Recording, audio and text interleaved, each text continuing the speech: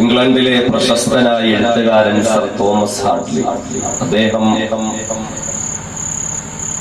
ഒരു വലിയ സദസ്സിനെ അഭിമുഖീകരിച്ച് ആ സദസ്സിൽ നിന്ന് പുറത്തേക്ക് ഇറങ്ങി വരുമ്പോൾ മാധ്യമപ്രവർത്തകർ അദ്ദേഹത്തെ വളഞ്ഞു 100 ചോദ്യങ്ങൾ ചോദിച്ചു. അതിനിടയിൽ ഒരാൾ ചോദിച്ചു, താങ്കൾ അടുത്തതായി എഴുതി പൂർത്തീകരിക്കുന്ന പുസ്തകം ഏതാണ്? ആ പുസ്തകത്തിന്റെ പേരെന്താ? അദ്ദേഹം പറഞ്ഞു, the sword of peace and justice, നീതിയുടെ പടവാൾ. ഞാൻ അടുത്തതായി ലോകത്തിന് എഴുതി പൂർത്തീകരിച്ച് സംഭാവന ചെയ്യാൻ ആഗ്രഹിക്കുന്ന പുസ്തകത്തിന്റെ പേര് the sword of peace and justice, നീതിയുടെയും സമാധാനത്തിന്റെയും പടവാൾ എന്ന പേരുള്ള പുസ്തകമാണ്. അങ്ങനെ അദ്ദേഹത്തിന്റെ വീട്ടിലേക്ക് പോയി. മാധ്യമപ്രവർത്തകർ പിരിഞ്ഞു. മാസങ്ങൾ കഴിഞ്ഞ് വീണ്ടും ഇദ്ദേഹത്തെ കണ്ടപ്പോൾ ആ പഴയ മാധ്യമപ്രവർത്തകൻ ചോദിച്ചു, അന്ന് താങ്കൾ പറഞ്ഞ ആ പുസ്തകം ഇതുവരെ പുറത്തിറങ്ങി കണ്ടില്ല. അദ്ദേഹം പറഞ്ഞു, ഞാൻ അതിന്റെ പണിപ്പുരയിലാണ്, പക്ഷേ എനിക്ക് സാധിക്കുന്നില്ല, എന്റെ പഠനങ്ങൾ അവസാനിക്കുന്നില്ല. അതുകൊണ്ട് ഞാൻ വീണ്ടും പഠനങ്ങളിലാണ്, പഠിച്ചതൊക്കെ എഴുതുകയാണ്, എത്ര എഴുതിയിട്ടും തീരുന്നുമില്ല. നാളുകൾ അധികം കഴിഞ്ഞു കടന്നില്ല. സർ തോമസ് ഹാർട്ട്ലി ലോകത്ത് നിന്നും വിട പറഞ്ഞു. അദ്ദേഹം മരണപ്പെട്ടു പോയി. അദ്ദേഹത്തിന്റെ ഈ പുസ്തകം എന്താണ് എന്നറിയാൻ ആ മാധ്യമപ്രവർത്തനം വല്ലാത്ത താല്പര്യമായി. അദ്ദേഹം തോമസ് ഹാർട്ട്ലിയുടെ വീട്ടിലേക്ക് പോയി. അദ്ദേഹത്തിന്റെ സ്വകാര്യ മുറിയിലെ വസ്തുവകകൾ എനിക്കൊന്ന് കാണണമെന്ന് വീട്ടുകാരോട് ആവശ്യപ്പെട്ടു. അവരതിനെ അനുവദിക്കുകയും സർ തോമസ് ഹാർട്ട്ലിയുടെ മുറിയിൽ ചെന്ന് അദ്ദേഹത്തിന്റെ കാര്യങ്ങളൊക്കെ പരിശോധിക്കുമ്പോഴാണ് എഴുതി പൂർത്തീകരിക്കാൻ കഴിയാതെ പോയ നീതിയുടെ പടവാൾ എന്ന ആ പുസ്തകം അദ്ദേഹം കണ്ടത്. അദ്ദേഹം അത് എഴുതിക്കൊണ്ടിരിക്കുകയാണ്. അതിനിടയിലാണ് മരണപ്പെട്ടത്. ആ മാധ്യമ പ്രവർത്തകൻ ആ പുസ്തകം എടുത്ത് വായിച്ചു നോക്കി. എന്താണ് ഈ പുസ്തകത്തിലെ പ്രതിപാദ്യ വിഷയം? അദ്ദേഹം അമ്പരന്നുപോയി.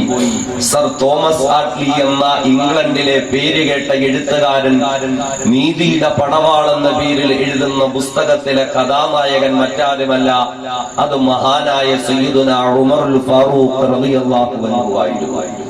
ഉമർ റളിയല്ലാഹു അൻഹുവിനെ പറ്റിയാണ് സർ തോമസ് ഹാർട്ട്ലി പുസ്തകം എഴുതുന്നത്. നമുക്കറിയാം, നബിദിന സദസ്സുകളിലൊക്കെ നമ്മൾ സാധാരണ കേൾക്കാറുണ്ട് ഡോക്ടർ മൈക്കിൾ എച്ച് ഡബിൾ ഡോക്ടറേറ്റുകാരനായ ഡോക്ടർ മൈക്കിൾ എച്ച് ഒരു വിശ്വവിഖ്യാത ഗ്രന്ഥം രചിക്കുകയുണ്ടായി. The 100 a ranking of the most influential personalities in history. ചരിത്രത്തിൽ സ്വാധീനം ചെലുത്തിയ 100 മഹാരഥന്മാരെ പറ്റി അദ്ദേഹം ഒരു പുസ്തകം എഴുതി. 100 പേര്. ആ 100 പേരിൽ ഒന്നാമതായി അദ്ദേഹം കൊണ്ടുവന്നത് നബിയുനാ മുത്തലി മുഹമ്മദ് മുസ്തഫ സ്വല്ലല്ലാഹു അലൈഹി വസല്ലമ തങ്ങളെയാണ്. ശേഷം ആ 100 പേർക്കിടയിൽ ഒരു മുസ്ലിമിന്റെ പേര് വന്നത് ബഹുമാന്യനായ സയ്യിദുനാ ഉമറുൽ ഫാറൂഖ് റളിയല്ലാഹു അൻഹുവിന്റെ പേരായി. ലോകമറിയപ്പെട്ട വലിയ ചക്രവർത്തി നെപ്പോളിയൻ ബോണപ്പാർട്ട് അദ്ദേഹം ഒരിക്കൽ പറഞ്ഞു, I have only 2 great ambitions. 2 ആഗ്രഹങ്ങളെ എനിക്ക് ബാക്കിയുള്ളൂ. ഒന്ന്, I want to reign the whole world. ലോകം മുഴുവനും എനിക്ക് ഭരണം നടത്തണം, ലോകം മുഴുവനും ഭരിക്കണം. ലോകം മുഴുവനും നെപ്പോളിയന്റെ കാൽക്കീഴിൽ വന്നു കഴിഞ്ഞാൽ ഞാനൊന്ന് കാഴ്ചവെക്കുന്ന ഭരണം അത് ബഹുമാന്യനായ സയ്യിദുനാ ഉമറുൽ ഫാറൂഖ് റളിയല്ലാഹു അൻഹുവിന്റെ ഭരണമായിരിക്കണം. ലോകം മുഴുവനും ഉമർ റളിയല്ലാഹു അൻഹുവിനെ വാഴ്ത്തുകയാണ്, ഉമറിന്റെ ഭരണത്തെ പറ്റി പുകഴ്ത്തുകയാണ്. ആ ഉമറിന്റെ ഭരണത്തിന്റെ മാതൃകകൾ എടുത്തു പറയുകയാണ്. നാം അധിവസിക്കുന്ന ഇന്ത്യ രാജ്യത്തിന്റെ ബഹുമാന്യനായ രാഷ്ട്രപിതാവ് മോഹൻദാസ് കരംചന്ദ് ഗാന്ധി, അദ്ദേഹത്തിന്റെ സത്യാന്വേഷണ പരീക്ഷണങ്ങൾ എന്ന പുസ്തകത്തിൽ അദ്ദേഹം പറയുന്നുണ്ട്, if India has to improve, it should be ruled by a dictator as honest and upright as Hazrat Umar. India രാജ്യം പുരോഗതി പ്രാപിക്കണമെങ്കിൽ ഉമറിന്റെ ഭരണം India രാജ്യത്തുണ്ടാകണം. The best thing that happened to India, ഇന്ത്യയിൽ സംഭവിക്കാവുന്ന ഏറ്റവും നല്ല കാര്യം ഇന്ത്യയിൽ ഉമറിന്റെ ഭരണം ഉണ്ടാകണം.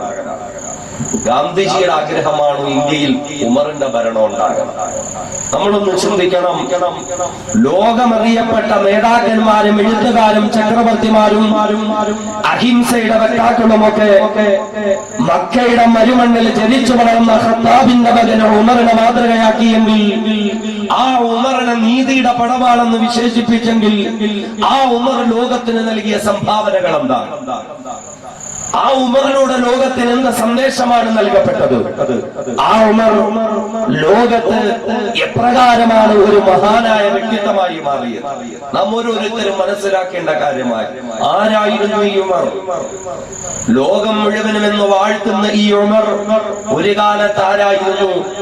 കയ്യൂക്കുള്ളവൻ കാര്യക്കാരൻ എന്ന കാട്ടാള നിയമം നടപ്പിൽ വരുത്തിയിരുന്ന, ഇരുണ്ട യുഗമെന്ന് ചരിത്രകാരന്മാർ വിശ്വസിച്ചിരുന്ന 6-ാം നൂറ്റാണ്ടിലെ അറബികൾക്കിടയിലെ കയ്യൂക്കുള്ള ഒരു കാട്ടാളനായിരുന്നു, നീതിയുടെ പടവാളായിരുന്ന ഉമർ. ഒരു കാട്ടാളൻ.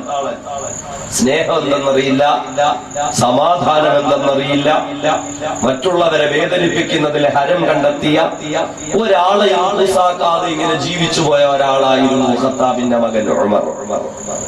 ആ ഉമറിന് നീതി എന്തെന്നറിയണ്ട, അവകാശം എന്തെന്നറിയണ്ട.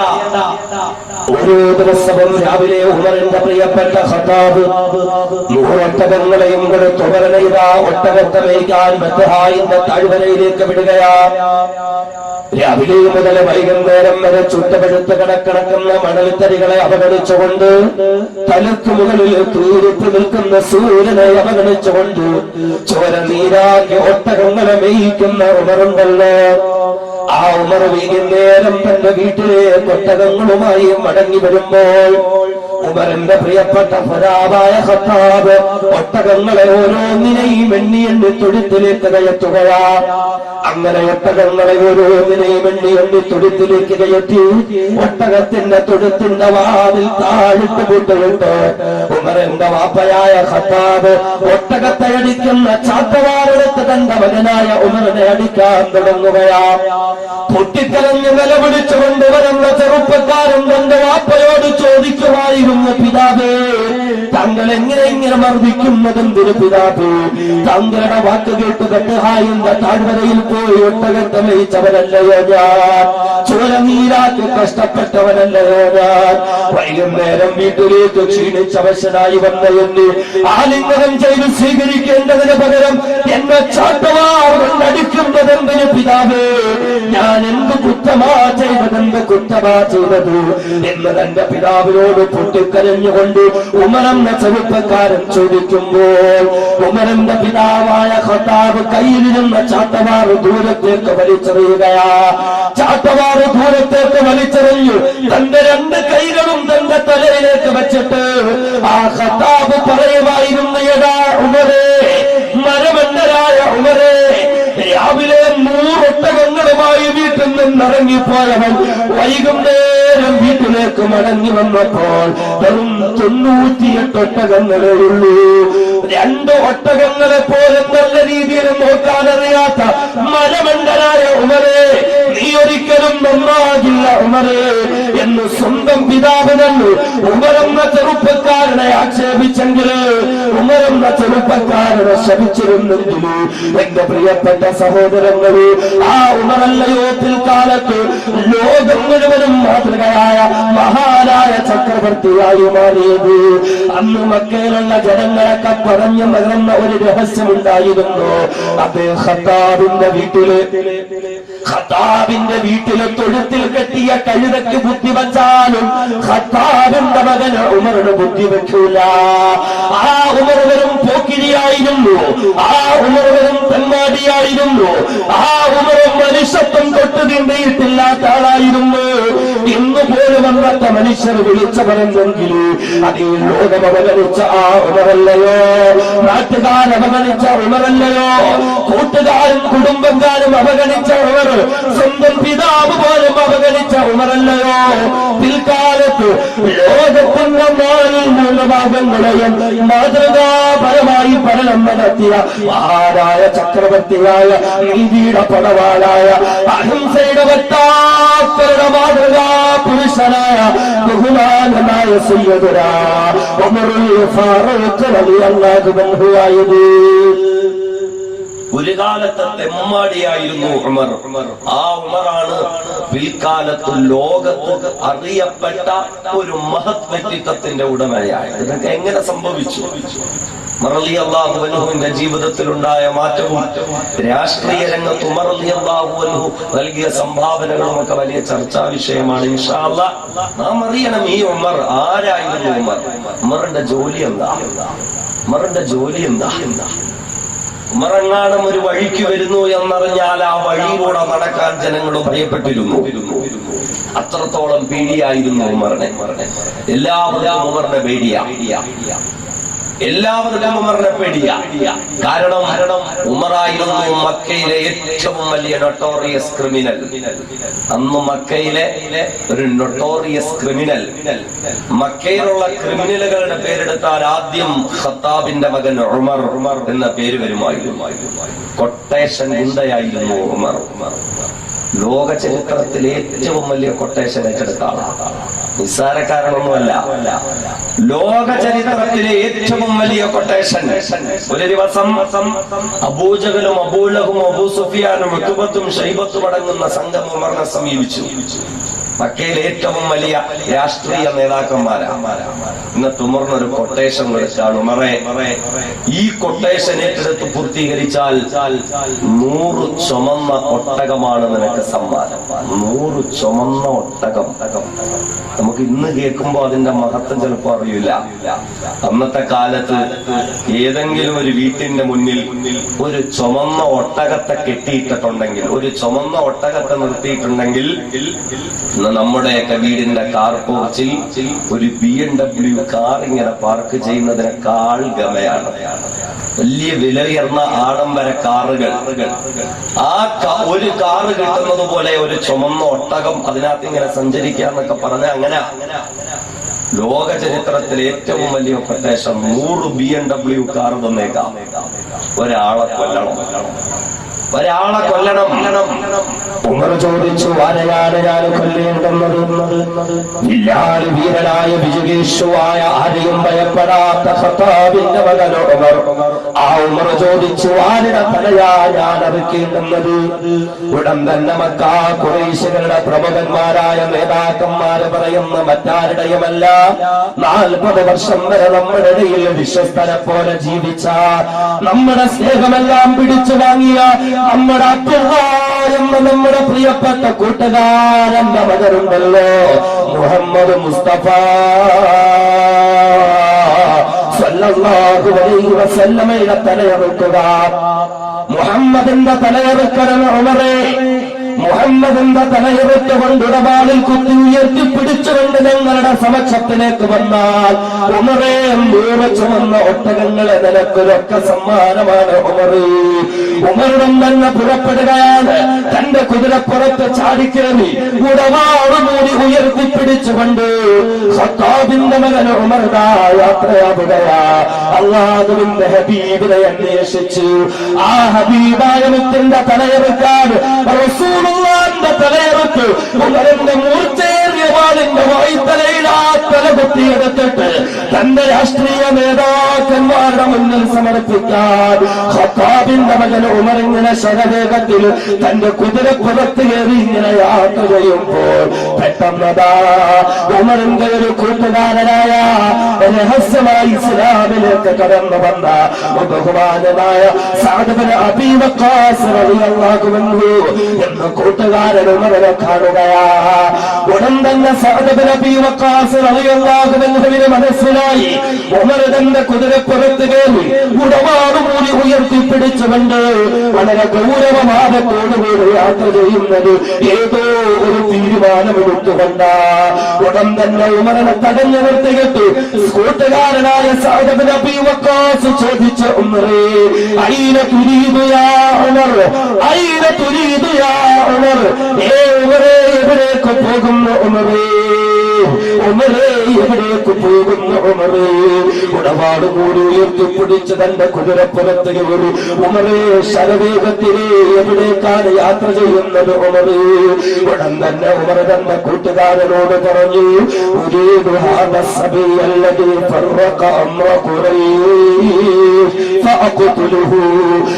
പ്രിയപ്പെട്ട കൂട്ടുകാരാ സഅദേ,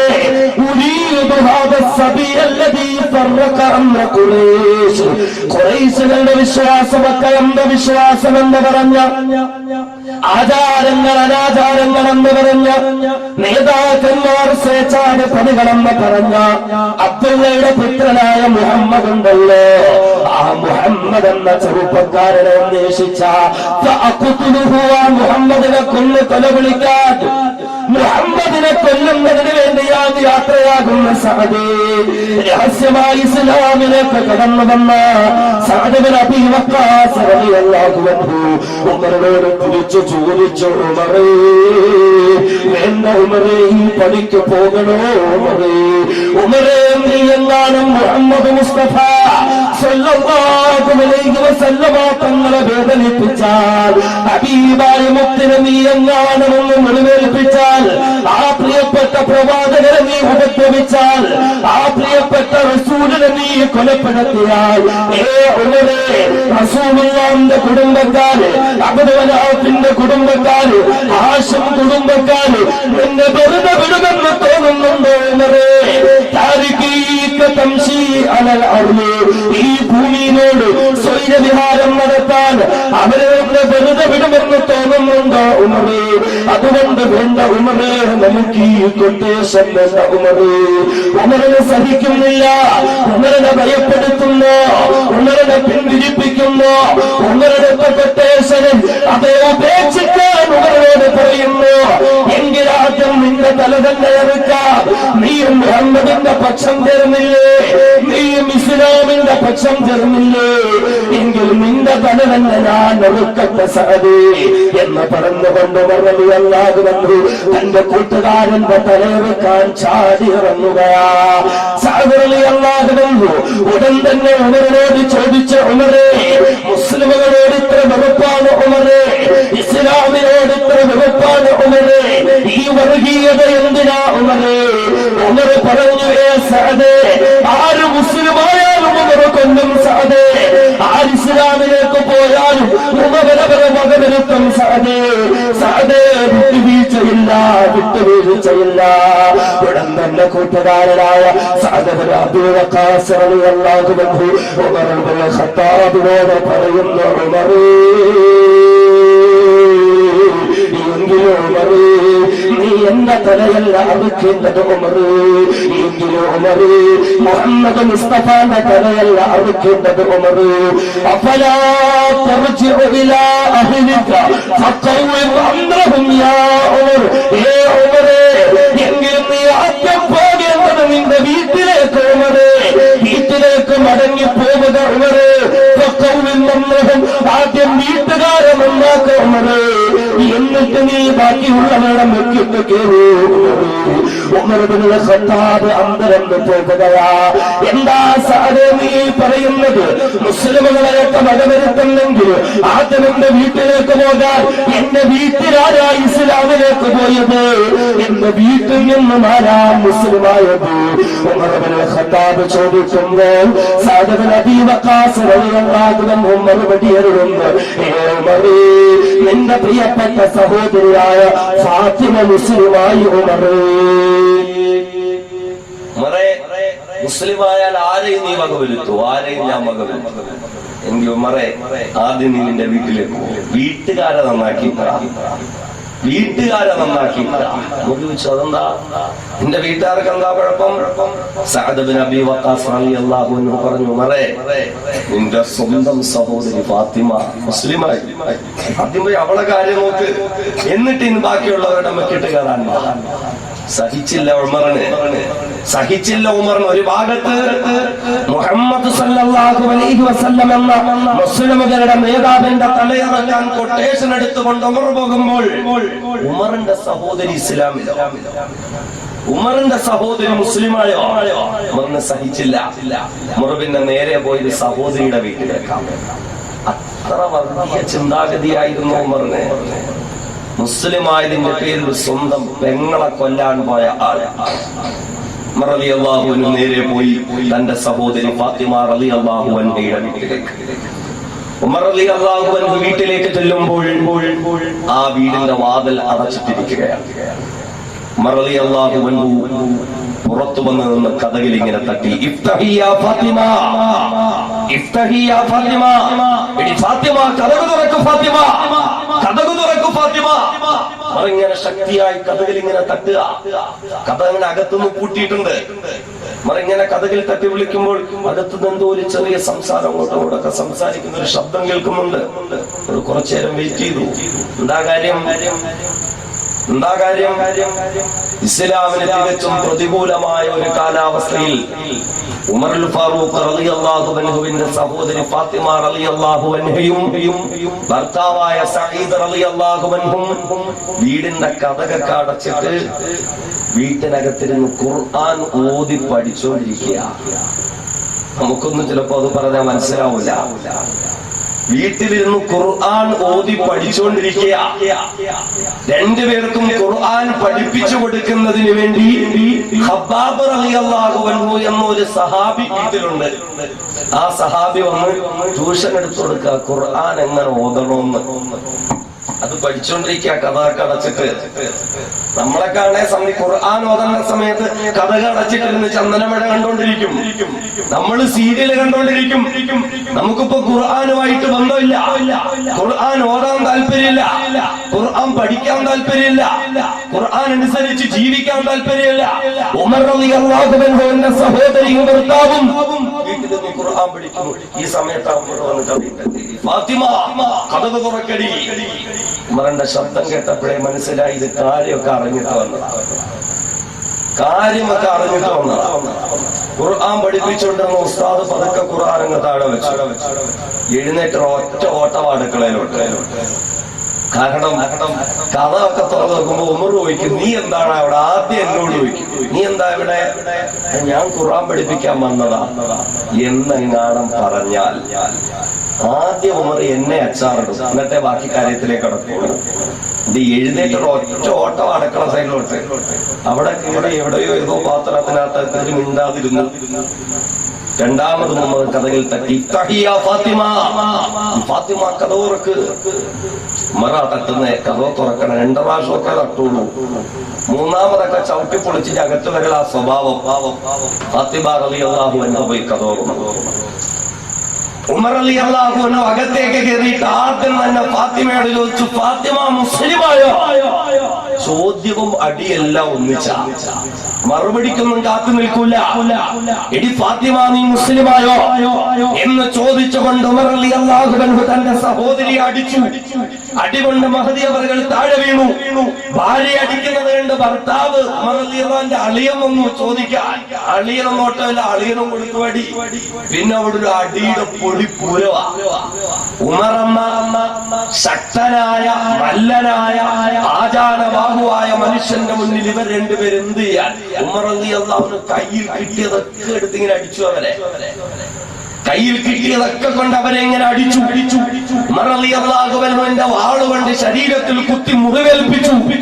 അവർ രണ്ടുപേരും ഉമർ റളിയല്ലാഹുവിന്റെ അടി കൊണ്ട് ഇങ്ങനെ ക്ഷീണിച്ച് അവശരായി താഴെ വീണ് കിടക്കുക. രക്തം ഇങ്ങനെ ഒഴുകുന്നുണ്ട്.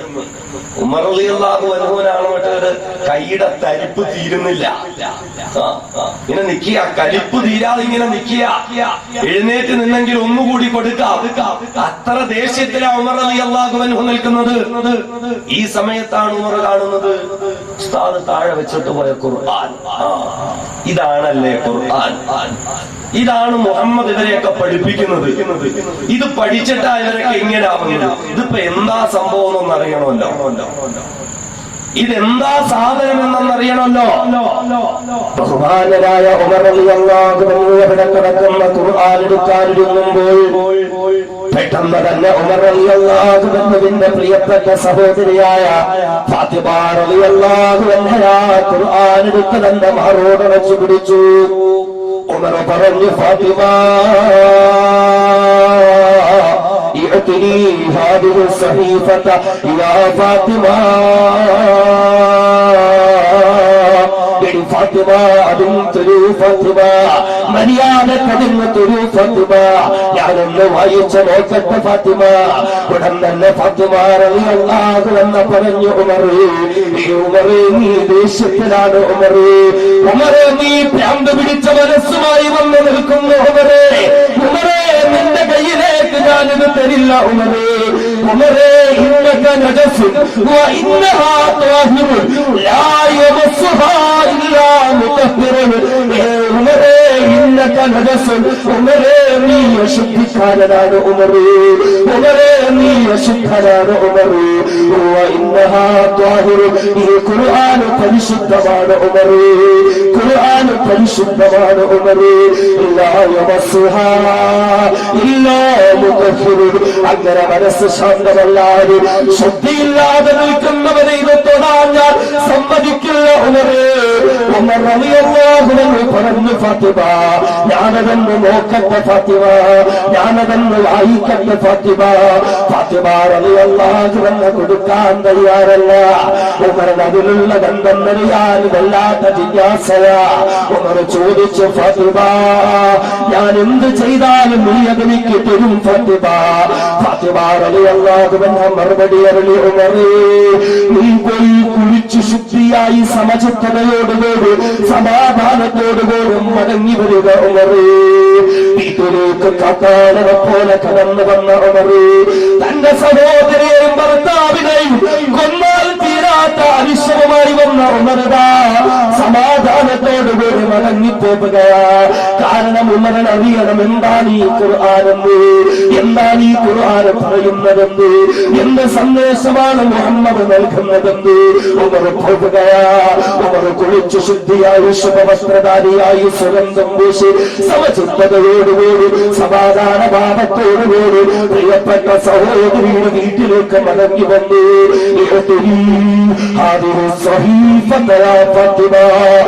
ഫാത്തിമ ഇനിയെങ്കിലും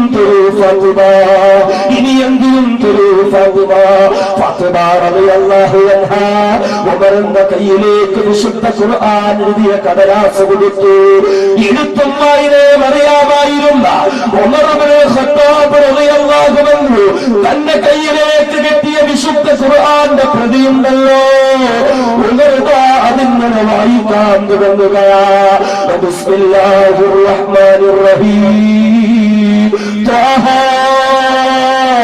മാ അൻസൽനാ അലൈക്കൽ ഖുർആന ലിതശ്ഖാ ഇല്ലാ തദ്കിറതൽ ലിമൻ യഖ്ശാ ഇങ്ങനെ വായിച്ചു വരികയാ ബിസ്മില്ലാഹിർ റഹ്മാനിർ റഹീം ഇഖലോകത്ത് വെച്ച് തനിക്ക് വഴിപ്പെട്ടവരായാലും വഴിപ്പെടാത്തവരായാലും ആരോടായാലും കരുണയുള്ളവന് അല്ലാഹ് എന്നാലെന്ന് പാരത്രിക ലോകത്ത് തന്നോട് തനിക്കൊന്ന് അനുസരിച്ചവർ ആ അനുസരിച്ചവരോട് മാത്രം കരുണ ചെയ്യുന്ന അല്ലാഹ് ആ അല്ലാഹുവിന്റെ നാമത്തിൽ തുടങ്ങുന്നു വിശുദ്ധ ഖുർആൻ ആ അല്ലാഹുവിന്റെ നാമത്തിൽ തുടക്കം കുറിക്കുകയാ ഉമർ ചിന്തിക്കുകയാ എത്രയോ നല്ല വിശേഷണങ്ങളാ എത്രയോ നല്ല നാമങ്ങളിലാ തുടങ്ങുന്നത് വീണ്ടും അവരിങ്ങനെ വായിക്കുകയാണ് ത്വാഹ മാ അൻസൽനാ അലൈക്കൽ ഖുർആന ലിതശ്ഖാ ഉമർ ചിന്തിക്കുകയാണ് ഇതെത്രയോ സാഹിത്യ സമ്പുഷ്ടമാ ലോകത്തിലെ മനുഷ്യന് എത്രത്തോളം സാഹിത്യ സമ്പുഷ്ടമായ വാചകങ്ങൾ എഴുതാനറിയില്ല മുഹമ്മദിന് സാഹിത്യം അറിയില്ല മുഹമ്മദിന് എഴുതാനറിയില്ല മുഹമ്മദിന് വായിക്കാനറിയില്ല ഇല്ല ഉറപ്പാടുന്ന മുഹമ്മദിന്റെ വാക്കുകളല്ല ഇത് മുഹമ്മദിന്റെ വാക്കുകളല്ല ഉമർ റളിയല്ലാഹു അൻഹു വായിച്ചു തുടങ്ങുകയാണ് ത്വാഹ അല്ലേ പ്രിയപ്പെട്ട ത്വാഹ നബിയേ മാ അൻസൽനാ അലൈക്കൽ ഖുർആന ലിതശ്ഖാ നബിയേ താങ്കളെ വിഷമിപ്പിക്കാൻ നബിയേ താങ്കളെ ബുദ്ധിമുട്ടിക്കാൻ ഞാൻ ഖുർആൻ ഇറക്കിയിട്ടില്ല നബിയേ ഞാൻ ഖുർആൻ താങ്കൾക്ക് നൽകിയിട്ടില്ല നബിയേ ഉമർ റളിയല്ലാഹു അൻഹു ചിന്തിക്കുകയാ, ഇത് മുഹമ്മദിനോട് മറ്റാരോ പറയുന്ന പോലെയാണല്ലോ, ഇത് മുഹമ്മദ് സ്വന്തമായി പറയുന്നതല്ല, മറ്റാരോ മുഹമ്മദിനോട് പറയുകയാ. ഉമറുൽ ഫാറൂഖ് റളിയല്ലാഹു അൻഹു വീണ്ടും വീണ്ടും ഇങ്ങനെ വായിച്ച് താഴേക്ക് വരുമ്പോ വിശുദ്ധമായ ഖുർആനിന്റെ ദിവ്യസൂക്തം പാരായണം ചെയ്യുന്നു. ഇന്നനീ അനല്ലാഹ്, ഇന്നനീ അനല്ലാഹ്, ഇന്നനീ അനല്ലാഹ്, ലാ ഇലാഹ ഇല്ലാ അന ഫഅബ്ദുനി വഅഖിമിസ് സ്വലാത ലിദ്ക്രി. വായിച്ചു നോക്കുകയാ, ഇന്നനീ അനല്ലാഹ്, നിശ്ചയം ഞാനാണ് അല്ലാഹ്, നിശ്ചയം ഞാനാണ് അല്ലാഹ്, നിശ്ചയം ഞാനാണ് അല്ലാഹ്, ലാ ഇലാഹ ഇല്ലാ അന, ഞാനല്ലാതെ ആരാധിക്കപ്പെടേണ്ടുന്നവരില്ല, ഞാനല്ലാതെ സാഷ്ടാംഗ പ്രണവങ്ങൾ അർപ്പിക്കപ്പെടേണ്ടവരില്ല, ഞാനല്ലാതെ പ്രാർത്ഥിക്കപ്പെടേണ്ടവരില്ല, ഞാനല്ലാതെ നേർച്ച നിവേദനങ്ങൾ കൊടുക്കപ്പെടേണ്ടവരില്ല, ഞാനല്ലാതെ അർപ്പിക്കപ്പെടേണ്ടുന്നവരില്ല. അതുകൊണ്ട് ഫഅബ്ദുനി, എന്നെ മാത്രം നീ ആരാധിക്കുക, എനിക്ക് വേണ്ടി മാത്രം ഇബാദത്ത് ചെയ്യുക. ഈ ഒരായത്തോട് പാരായണം ചെയ്യുമ്പോൾ ഉമർ ചിന്തിക്കുകയാ, എല്ലാവരും അല്ലാഹുവിന്റെ അടിമയെങ്കിൽ, എല്ലാവരും അല്ലാഹുവിനെ മാത്രം ആരാധിക്കണമെങ്കിൽ, അല്ലാഹുവിന് മാത്രമാണ് ഇബാദത്തെങ്കിൽ, ഈ ഉമർ അല്ലാഹുവിന്റെ അടിമയല്ലേ, ഈ ഉമറും ആരാധിക്കേണ്ടത് അല്ലാഹുവിനെയല്ലേ, ഈ ഉമറും വിളിക്കേണ്ടത് അല്ലാഹുവിനെയല്ലേ. ഉമറിന്റെ മനസ്സിലേക്ക് വിശുദ്ധ ഖുർആനിന്റെ പ്രകാശമിറങ്ങുമ്പോൾ ദിവ്യസൂക്തങ്ങളുടെ പ്രഭാപൂരിതമായ അവസ്ഥകൾ ഉമറിന്റെ ഹൃദയത്തിൽ മാറ്റങ്ങൾ വരുത്തുന്നു. ഉമർ തന്റെ സഹോദരിയോട് ചോദിക്കുന്നു, ഫാത്തിമ ഐന മുഹമ്മദ്, ഐന മുഹമ്മദ്, ഏ ഫാത്തിമ, മുഹമ്മദ് എവിടെയുണ്ട് ഫാത്തിമ, എനിക്ക് മുഹമ്മദിനെ ഒന്ന് കാണണം ഫാത്തിമ, എനിക്കൊന്ന് സംസാരിക്കണം ഫാത്തിമ. ഫാത്തിമ റളിയല്ലാഹു അൻഹ പറഞ്ഞു, ഉമറേ, ഉമറേ എനിക്കറിയില്ല ഉമറേ, ഉമറേ എനിക്കറിയില്ല ഉമറേ. ഉമർ റളിയല്ലാഹു അൻഹു അല്ലാഹുവിന്റെ ഹബീബിനെ കാണാൻ വേണ്ടി കൊതിയോടുകൂടി ചോദിക്കുന്നത് കേട്ട് ഉമറിനെ പേടിച്ചുകൊണ്ട് വീടിന്റെ അകത്തളങ്ങളിൽ കയറി ഒളിച്ചു വന്ന ഖബ്ബാബ് റളിയല്ലാഹു അൻഹു പുറത്തേക്ക് ഇറങ്ങി വന്നു. എന്നിട്ട് ഉമറിനോട് പറഞ്ഞു, ഉമറേ എനിക്കറിയാം ഹബീബായ മുത്തവിടെയുണ്ടെന്ന്, ഹബീബായ മുത്തവിടെയുണ്ടെന്ന് എനിക്കറിയാം ഉമറേ, ഞാൻ പറഞ്ഞു തരാം ഉമറേ. ഈ ദാരിൽ അർക്കമിന്റെ സഫാ, സഫാ പർവ്വതത്തിന്റെ ചാരത്തുള്ള ദാറുൽ അർക്കമിലുണ്ട് ഉമറേ, അവിടെ ചെന്നാൽ ഹബീബായ മുത്തിനെ കാണാമോ ഉമറേ. അകത്തേറി ഒളിച്ചിരുന്ന സഹാബി ചാടി വലിയിറങ്ങി, ഉമറേ ഞാൻ പറഞ്ഞുതരാം, അല്ലാഹുവിന്റെ റസൂൽ നമുക്ക് കാണണോ, ആത്മാർത്ഥമായിട്ടാണോ ചോദിക്കുന്നത്? അതെ ആത്മാർത്ഥമായിട്ടാണ്, ഞാൻ പറഞ്ഞുതരാം, നീ ഒന്ന് കാണണം റസൂലെ, നീ റസൂലിനോട് സംസാരിക്കണം. ചോദിച്ചാൽ അതെന്താ അങ്ങനെ പറയാൻ കാരണം എന്താ? പറേ, നിനക്കറിയോ, നീയും നിന്റെ കൂട്ടാളികളും നേതാക്കന്മാരും അഷ്റഫുൽ ഖൽഖിന്റെ തലയിറക്കാനുള്ള പ്ലാനുകളുമായി നടക്കുമ്പോ മറേ അള്ളാഹുവിന്റെ ഹബീബ് നിനക്ക് വേണ്ടി പ്രാർത്ഥിക്കുകയാണ് മറേ. റളിയല്ലാഹു ഞെട്ടിപ്പോയി. മുഹമ്മദ് എനിക്ക് വേണ്ടി പ്രാർത്ഥിക്കുന്നു, മുഹമ്മദ് എനിക്ക് വേണ്ടി പ്രാർത്ഥിക്കുമോ? അതേ ഉമറേ നിനക്ക് വേണ്ടി പ്രാർത്ഥിക്കുകയാണ് ഹബീബായ റസൂൽ. ഓരോ ദിവസങ്ങളിലും പകലും മുഴുവനും ഇസ്ലാമിന് വേണ്ടി ത്യാഗങ്ങൾ അനുഭവിച്ച് രാത്രി അല്പസമയം കിടന്നുറങ്ങി പടച്ചതമ്പുരാന്റെ മുന്നിൽ രാത്രിയുടെ അന്ത്യയാമങ്ങളിൽ എഴുന്നേറ്റ് നിന്ന് കണ്ണീരോടുകൂടി കൈകൾ ഉയർത്തി അഷ്റഫുൽ ഖൽഖ് നടത്തുന്ന ദുആ, പടച്ചവനെ അല്ലാഹുവേ, അല്ലാഹുവേ പടച്ചവനെ, ഒന്നുകിൽ ഉമറുൽ ഫാറൂഖിന് ഉമ്മ ഖത്താബിന്റെ മകന് ഉമറിന് ഹിദായത്ത് കൊടുത്ത്, അല്ലെങ്കിൽ അബൂജഹലിന് ഹിദായത്ത് കൊടുത്ത് ഇസ്ലാമിനെ നീ ശക്തിപ്പെടുത്തണം തമ്പുരാനെ. നിനക്ക് വേണ്ടി ഹബീബായ റസൂൽ ദുആ ചെയ്യുന്നുണ്ടായിരുന്നു. اللهم قوّ الإسلام بعمر بن الخطاب أو بأمر بن الهشام. ഉമറേ, നിന്നോട് റസൂലുള്ളാഹിക്ക് സ്നേഹമുണ്ട്, അള്ളാന്റെ ഹബീബ് നിനക്ക് വേണ്ടി പ്രാർത്ഥിക്കാറുണ്ട്. റളിയല്ലാഹു അത്ഭുതപ്പെട്ടു പോയി. മുഹമ്മദിന്റെ തലയെറുക്കാൻ ഞാൻ നടക്കുമ്പോഴും എനിക്ക് വേണ്ടി പ്രാർത്ഥിക്കും. എവിടെയുണ്ട്? ഫീ ദാരിൽ അർഖം ഇൻദ സഫാ, സഫാ പർവതത്തിന്റെ ചാരത്തുള്ള ദാറുൽ അർഖമിൽ അർഖം റളിയല്ലാഹു അൻഹുവിന്റെ വീട്ടിലുണ്ട്. അവിടെ ചെന്നാൽ കാണാം റസൂലുള്ളാഹി തങ്ങളും സഹാബാക്കളും ഒളിവിൽ കഴിയുക. ശത്രുക്കളുടെ അക്രമമൊക്കെ പേടിച്ചിട്ട് ഏറ്റവും പേടി ഉമറിനെയാണ്. ആകെ 10-40 പേരേ ഉള്ളൂ. ആ 10-40 പേര് ഇസ്ലാമിന്റെ ആശയ സംരക്ഷണത്തിന്റെ ഭാഗമായി അള്ളാഹുവിന്റെ 40 പേരും ഒന്നിച്ച് അർഖം റളിയല്ലാഹുവിന്റെ വീട്ടിനുള്ളിൽ ഇങ്ങനെ വിളിച്ചു കഴിയുക. ഉമറിന് അഡ്രസ് കിട്ടി. നമ്മൾ ചിന്തിക്കണം, ഹബീബായ റസൂലിന്റെ തലയിറക്കാൻ വേണ്ടിയാണ് ഉമർ വന്നിരിക്കുന്നത്. ഉമറിന് അഡ്രസ് കിട്ടി, ഇന്നടുത്താണ്. റളിയല്ലാഹു പെട്ടെന്ന് കുതിര കയറി അങ്ങോട്ടേക്ക് യാത്രയായി. അർഖം റളിയല്ലാഹു അൻഹുവിന്റെ വീട്ടിൽ ഹബീബായ റസൂലും സഹാബാക്കളും അവിടെയാണ്. ഹബീബായ റസൂൽ തങ്ങളോടൊപ്പമുള്ള സഹാബാക്കൾക്ക് ഓരോരുത്തർക്കും ഓരോ ചെറിയ ഡ്യൂട്ടികൾ കൊടുത്തിട്ടുണ്ട്. അങ്ങനെ ഒരു സഹാബിക്ക് കൊടുത്ത ഡ്യൂട്ടി കതകിന്റെ അടുത്തിരിക്കണം. ആരെങ്കിലും വന്ന് കതകിൽ തട്ടും, കതക് തുറക്കണം. ആരാ കാര്യങ്ങൾ ചോദിക്കണം, റസൂലുള്ളാഹിനെ അറിയിക്കണം. അകത്ത് വിടേണ്ട ആളാണെങ്കിൽ റസൂലുള്ള പറയും അവരെ കടത്തണം, അല്ലാത്തവരെ കടത്തി വിടരുത്. ഈ ഡ്യൂട്ടിയൊക്കെ ഏൽപ്പിച്ചൊരു സഹാബിയെ ഇരുത്തിക്കും. റസൂലുള്ളാഹി തങ്ങൾ ഏൽപ്പിച്ച ഡ്യൂട്ടിയൊക്കെയാണ്. ഒരു പവറിൽ മസിലൊക്കെ പെരുപ്പിച്ച് ഇങ്ങനെ ഇരിക്കുകയാണ്. ഈ സമയത്താണ് കതകിലാരോ തട്ടുന്ന ശബ്ദം കേട്ടു. പെട്ടെന്ന് ആ സഹാബി ചാടി എഴുന്നേറ്റ് ആരടാന്നൊക്കെ ചോദിച്ചോണ്ട് കതക് ഇങ്ങനെ കുറ്റിയെടുത്ത് അങ്ങോട്ട് തുറന്നു. കതക് തുറന്നതും വാളും ഒക്കെ പിടിച്ചിട്ട് ഉമർ ഇങ്ങനെ നിൽക്കുക.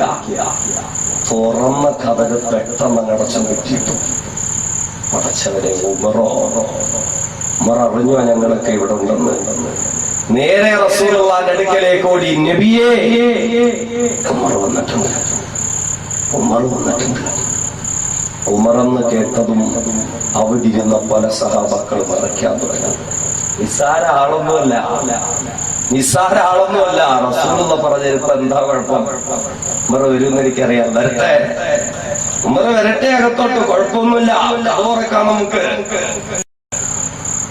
ഹബീബായ റസൂലുള്ളാഹി സ്വല്ലല്ലാഹു അലൈഹി വസല്ലം 2 സഹാബാക്കളെ, മഹാനായ ഹംസ റളിയല്ലാഹു അൻഹുവിനെയും അലി റളിയല്ലാഹു അൻഹുവിനെയും രണ്ടുപേരെയും വിളിച്ചു. ഹംസ റളിയല്ലാഹു അൻഹുവിനെ റസൂലുള്ളാഹിന്റെ പിറകിൽ വലത് സൈഡിലായി നിർത്തി, ഒരു വാളും ഒക്കെ കയ്യിലിട്ടു. അലി റളിയല്ലാഹു അൻഹുവിനെ റസൂലുള്ളാഹിന്റെ ഇടതുവശത്ത് നിർത്തി. ഇനിയിപ്പോ കതോറക്കാൻ റസൂലുള്ളാഹി തങ്ങളുടെ സെക്യൂരിറ്റിയാണ് 2 പേര്. ഉമർ ഒന്ന് എഴുന്നേറ്റ് നിന്നാൽ ആ ഉമറിനെതിരെ ആദ്യം എഴുന്നേറ്റേക്കാ ചങ്കൂറ്റുള്ള ഇവർ രണ്ടുപേരാ. അവർ രണ്ടുപേരും പിടിച്ച് തങ്ങളുടെ 2 വശത്ത് നിർത്തി. ഇനി പോയി കഥ തുറന്നോളാം. അതാണ് ഹബീബായ റസൂൽ. സെക്യൂരിറ്റി ഉണ്ടാവണം എപ്പോഴും. ഈ ഉമ്മത്ത് പഠിക്കേണ്ടെന്ന മഹത്തായ ഒരു പാഠമാണ് അതൊക്കെ. ഞാൻ ഈ ഒരു സദസ്സിൽ അതിലേക്കൊന്നും അധികം കടന്നു പോകാൻ താല്പര്യപ്പെടുന്നില്ല. അങ്ങനെ ഹംസ റളിയല്ലാഹു അൻഹു മലയാളിതങ്ങളിൽ നിൽക്കുകയാണ്. ഹബീബായ റസൂലിന്റെ അനുവാദത്തോടുകൂടെ ഉമറിന്റെ മുന്നിലിതാ ദാറുൽ അർഖമിന്റെ കതക് തുറക്കുകയാണ്. ബഹുമാനരായ ഖത്താബിന്റെ മകൻ ഉമർ ദാറുൽ അർഖമിനുള്ളിലേക്ക് കടന്നു കയറുകയാ. എവിടേക്കാ സഹോദരങ്ങളെ? ശത്രുപാളയത്തിലേക്കല്ലേ ഉമർ കടക്കുന്നത്? ശത്രുപാളയത്തിനുള്ളിലേക്കല്ലേ ഉമർ കടക്കുന്നത്? ഒരാളെയും തിരിഞ്ഞു പോലും നോക്കാതെ ഉമർ നേരെ നടന്നു പോക്കുകയാ. അല്ലാഹുവിന്റെ പ്രിയപ്പെട്ട ഹബീബിന്റെ അടുക്കലേക്ക് ചെല്ലുകയാ. ഉമർ റസൂലുള്ളാഹിന്റെ അടുക്കലേക്ക് ചെന്ന് റസൂലുള്ളാഹിന്റെ മുമ്പിലിരുന്നു. സഹാബാക്കൾ അത്ഭുതത്തോടുകൂടി നോക്കി നിൽക്കുകയാണ്. ഹംസ റളിയല്ലാഹു അൻഹു ഉടവാൾ ഉയർത്തിപ്പിടിച്ചിട്ടുണ്ട്. അലിയാര് തങ്ങൾ ഉമറിനെ തന്നെ സൂക്ഷ്മ നിരീക്ഷണം നടത്തുന്നുണ്ട്. എല്ലാവരും നിശബ്ദതയോടുകൂടി നിൽക്കുമ്പോൾ പെട്ടെന്ന് ബഹുമാനനായ ഹബീബായ റസൂൽ ഉമറിനോട് ചോദിച്ചു, ഉമറേ മാ ജാഅ ബിക യാ ഉമർ? ഉമറേ, നീ ഇങ്ങോട്ട് വന്നതെന്തിനാണ്? ഉമറേ, ഇസ്ലാമിന്റെ താവളത്തിലേക്ക്, മുസ്ലിം പാളയത്തിലേക്ക് എന്ത് ധൈര്യത്തിനാവും വരെ നീ കടന്നു വന്നത്? ഉമറിന് മറുപടിയില്ല. ഉമറ് ചുറ്റുപാടും വീക്ഷിച്ചുകൊണ്ടിരിക്കുകയാണ്. എല്ലാവരും ഇങ്ങനെ ജാഗരൂകരായി നിൽക്കുകയാ. ഉമർ ഹബീബായ മുത്തിന്റെ അടുത്ത് തന്നെയുണ്ട്.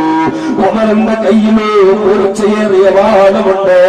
ഉമറാ വാളൊന്ന് വീശിയാൽ അത് ഹബീബായ മുത്തിന്റെ ശരീരത്തിൽ പെടുമല്ലോ.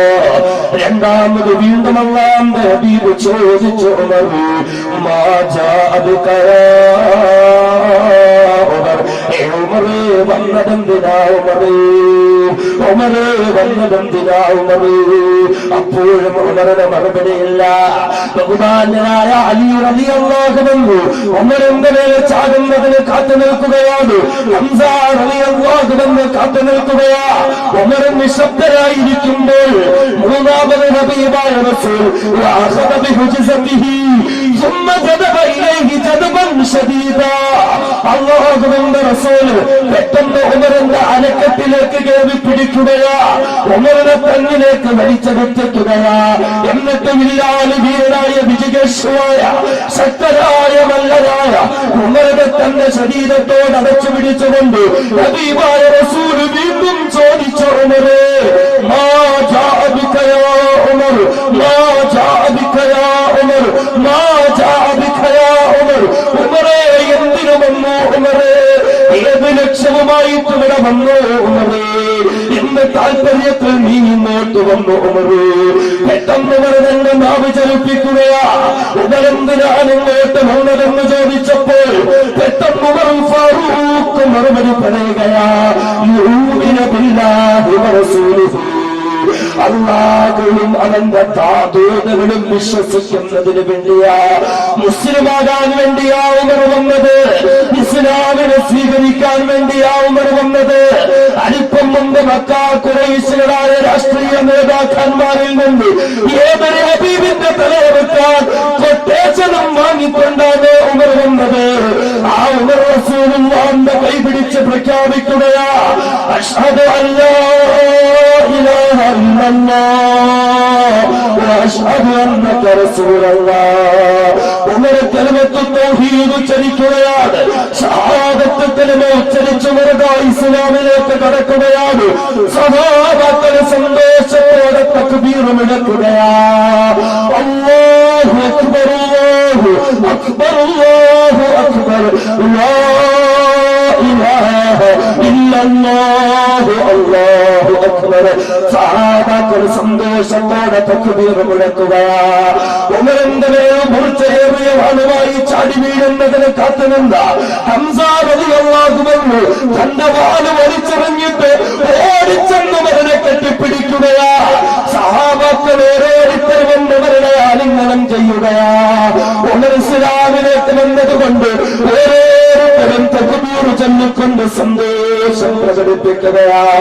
സഹാബാക്കളുടെ തക്ബീറിന്റെ ധ്വനികൾ മക്കയിലെ ഓരോ മലമടക്കുകളിലേക്കും ചെന്ന് പതിക്കുകയാണ്. ഓരോ ഈത്തപ്പനവും ഓലകളും രോമാഞ്ചം നൽകുകയാ. മണൽത്തരികൾ പോലും സന്തോഷിക്കുകയാ. ഉമർ ഫാറൂഖ് ഇസ്ലാമിലേക്ക് വന്നു. ഖത്താബിന്റെ മകൻ ഉമർ മുസ്ലിമായിരിക്കുകയാ. എല്ലാവരും സന്തോഷത്തിൽ ആരാധി നിൽക്കുമ്പോൾ പെട്ടെന്ന് ഉമർ റളിയല്ലാഹു അൻഹു ഹബീബായ മുത്തിനോട് ചോദിക്കുന്നു, യാ റസൂലല്ലാഹ്, അല്ലാഹുവിന്റെ പ്രിയപ്പെട്ട തിരുദൂതരേ, നബിയേ, നമ്മൾ സത്യദീനിലല്ലയോ നബിയേ, നമ്മൾ സത്യവിശ്വാസികളല്ലയോ നബിയേ, നമ്മൾ സത്യമതത്തെ അംഗീകരിച്ചവരല്ലയോ നബിയേ? ഹബീബായ മുത്ത് പറഞ്ഞ സംശയമെന്ത് ഉമറേ? നമ്മൾ സത്യത്തിലാണ്, നമ്മൾ സന്മാർഗത്തിലാണ്, സത്യദീനിലാണ് നമ്മൾ വിശ്വസിച്ചിരിക്കുന്നത് ഉമറേ. പെട്ടെന്ന് ഉമർ ഫാറൂഖ് തിരിച്ചു ചോദിക്കുന്നു, നബിയേ, നബിയേ, നമ്മൾ സത്യത്തിന്റെ വക്താക്കളാണെങ്കിൽ ഈ ഒളിച്ചു കഴിയേണ്ടുന്ന ആവശ്യമുണ്ടോ നബിയേ? നമ്മൾ സത്യത്തിന്റെ പ്രവർത്തകരും പ്രബോധകരുമാണെങ്കിൽ ഇങ്ങനെ ഒളിത്താപനത്തിൽ കഴിയേണ്ടുന്ന ആവശ്യമുണ്ട് നബിയേ. നബിയെ, നമുക്ക് പുറത്തിറങ്ങാൻ നബിയേ, ആരെയും ഭയപ്പെടേണ്ട നബിയേ, ഒരാളെയും പേടിക്കേണ്ട നബിയേ. ഉമറുണ്ട് നബിയേ, താങ്കളോടൊപ്പം ഉമറുണ്ട് നബിയേ, ഒരാളും കളിക്കില്ലെന്തി. ചരിത്രത്തിൽ ആദ്യമായി അല്ലാഹുവിന്റെ ഹബീബ് പരസ്യമായി പുറത്തിറങ്ങാൻ, പരസ്യമായി ഇബാദത്ത് ചെയ്യാൻ അനുവാദം നൽകുകയാ.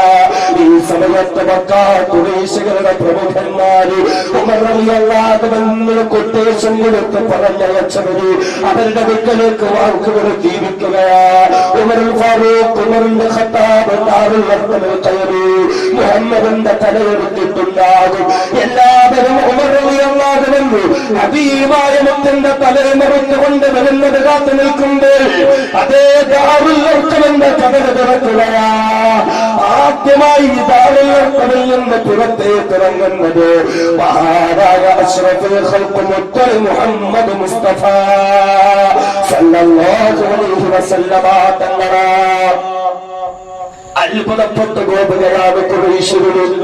മുഹമ്മദിന്റെ അടുക്കലേക്ക് കടന്നു ചെന്ന് ഇത്രയും നേരമായിട്ടും ഉമർ മുഹമ്മദിനെ വകതിരുത്തിയില്ലയോ? ഖുറൈശികൾ അത്ഭുതത്തോടുകൂടി നിൽക്കുമ്പോൾ പെട്ടെന്നതാ ഹബീബായ മുത്തിനോന്റെ വലതുഭാഗത്തായി പുറത്തിറങ്ങുന്നു ബഹുമാനനായ സയ്യിദു ശുഹദാ ഹംസത്തുൽ കർറാർ റളിയല്ലാഹു അൻഹു. ഹബീബായ മുത്തിന്റെ വലത് ഭാഗത്തായി നിൽക്കുകയാ. പെട്ടെന്ന് ആ ഗുഹയുടെ ആ ദാറുൽ അർഖമിന്റെ ഉള്ളിൽ നിന്ന് ഹബീബായ റസൂലിന്റെ ഇടത് ഭാഗത്തേക്ക് കടന്നു വന്നത് ബഹുമാനനായ സയ്യിദുനാ ഉമറുൽ ഫാറൂഖ് റളിയല്ലാഹു അൻഹു. ഉമറുൽ ഫാറൂഖ് റളിയല്ലാഹു അൻഹു സഹാബാക്കൾ ഓരോരുത്തരായി ദാറുൽ അർഖമിന്റെ പുറത്തേക്ക് ഇറങ്ങുകയാണ്.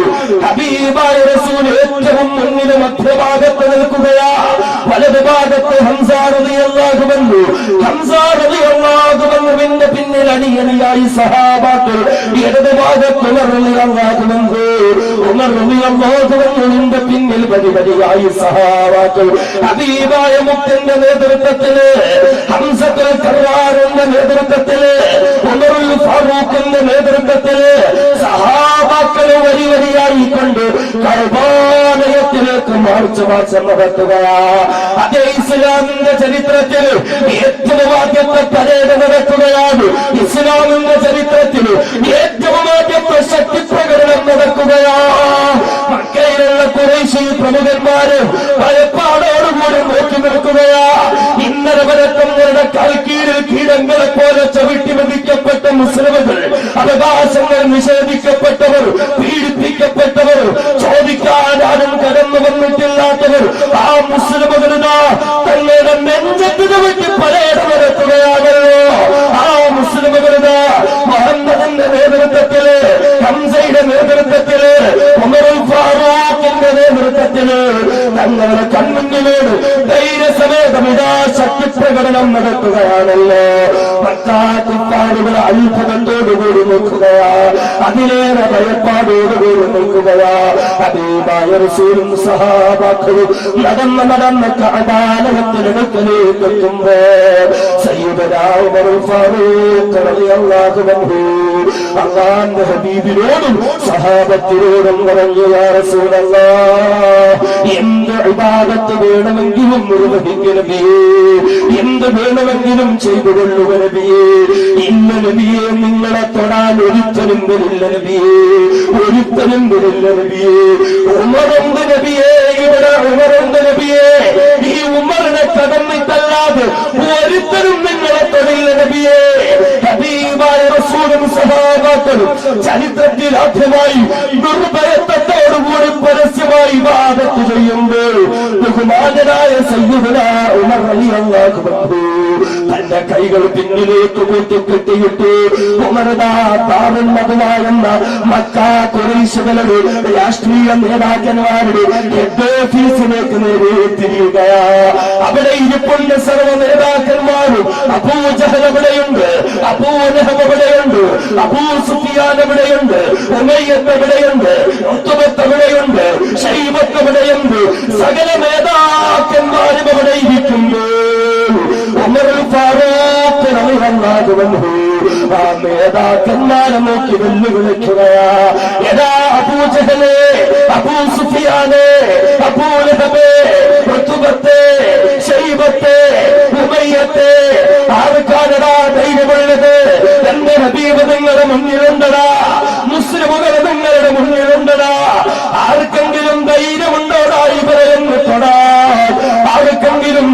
കണ്ടോടാ ഇവരെയൊന്ന് വേദനിപ്പിക്കാൻ ധൈര്യമുള്ള ആൺകുട്ടിയുണ്ടെങ്കിൽ ഇറങ്ങി വരുന്നതാ, ധൈര്യമുള്ളവർ ഇറങ്ങി വരുന്നതാ.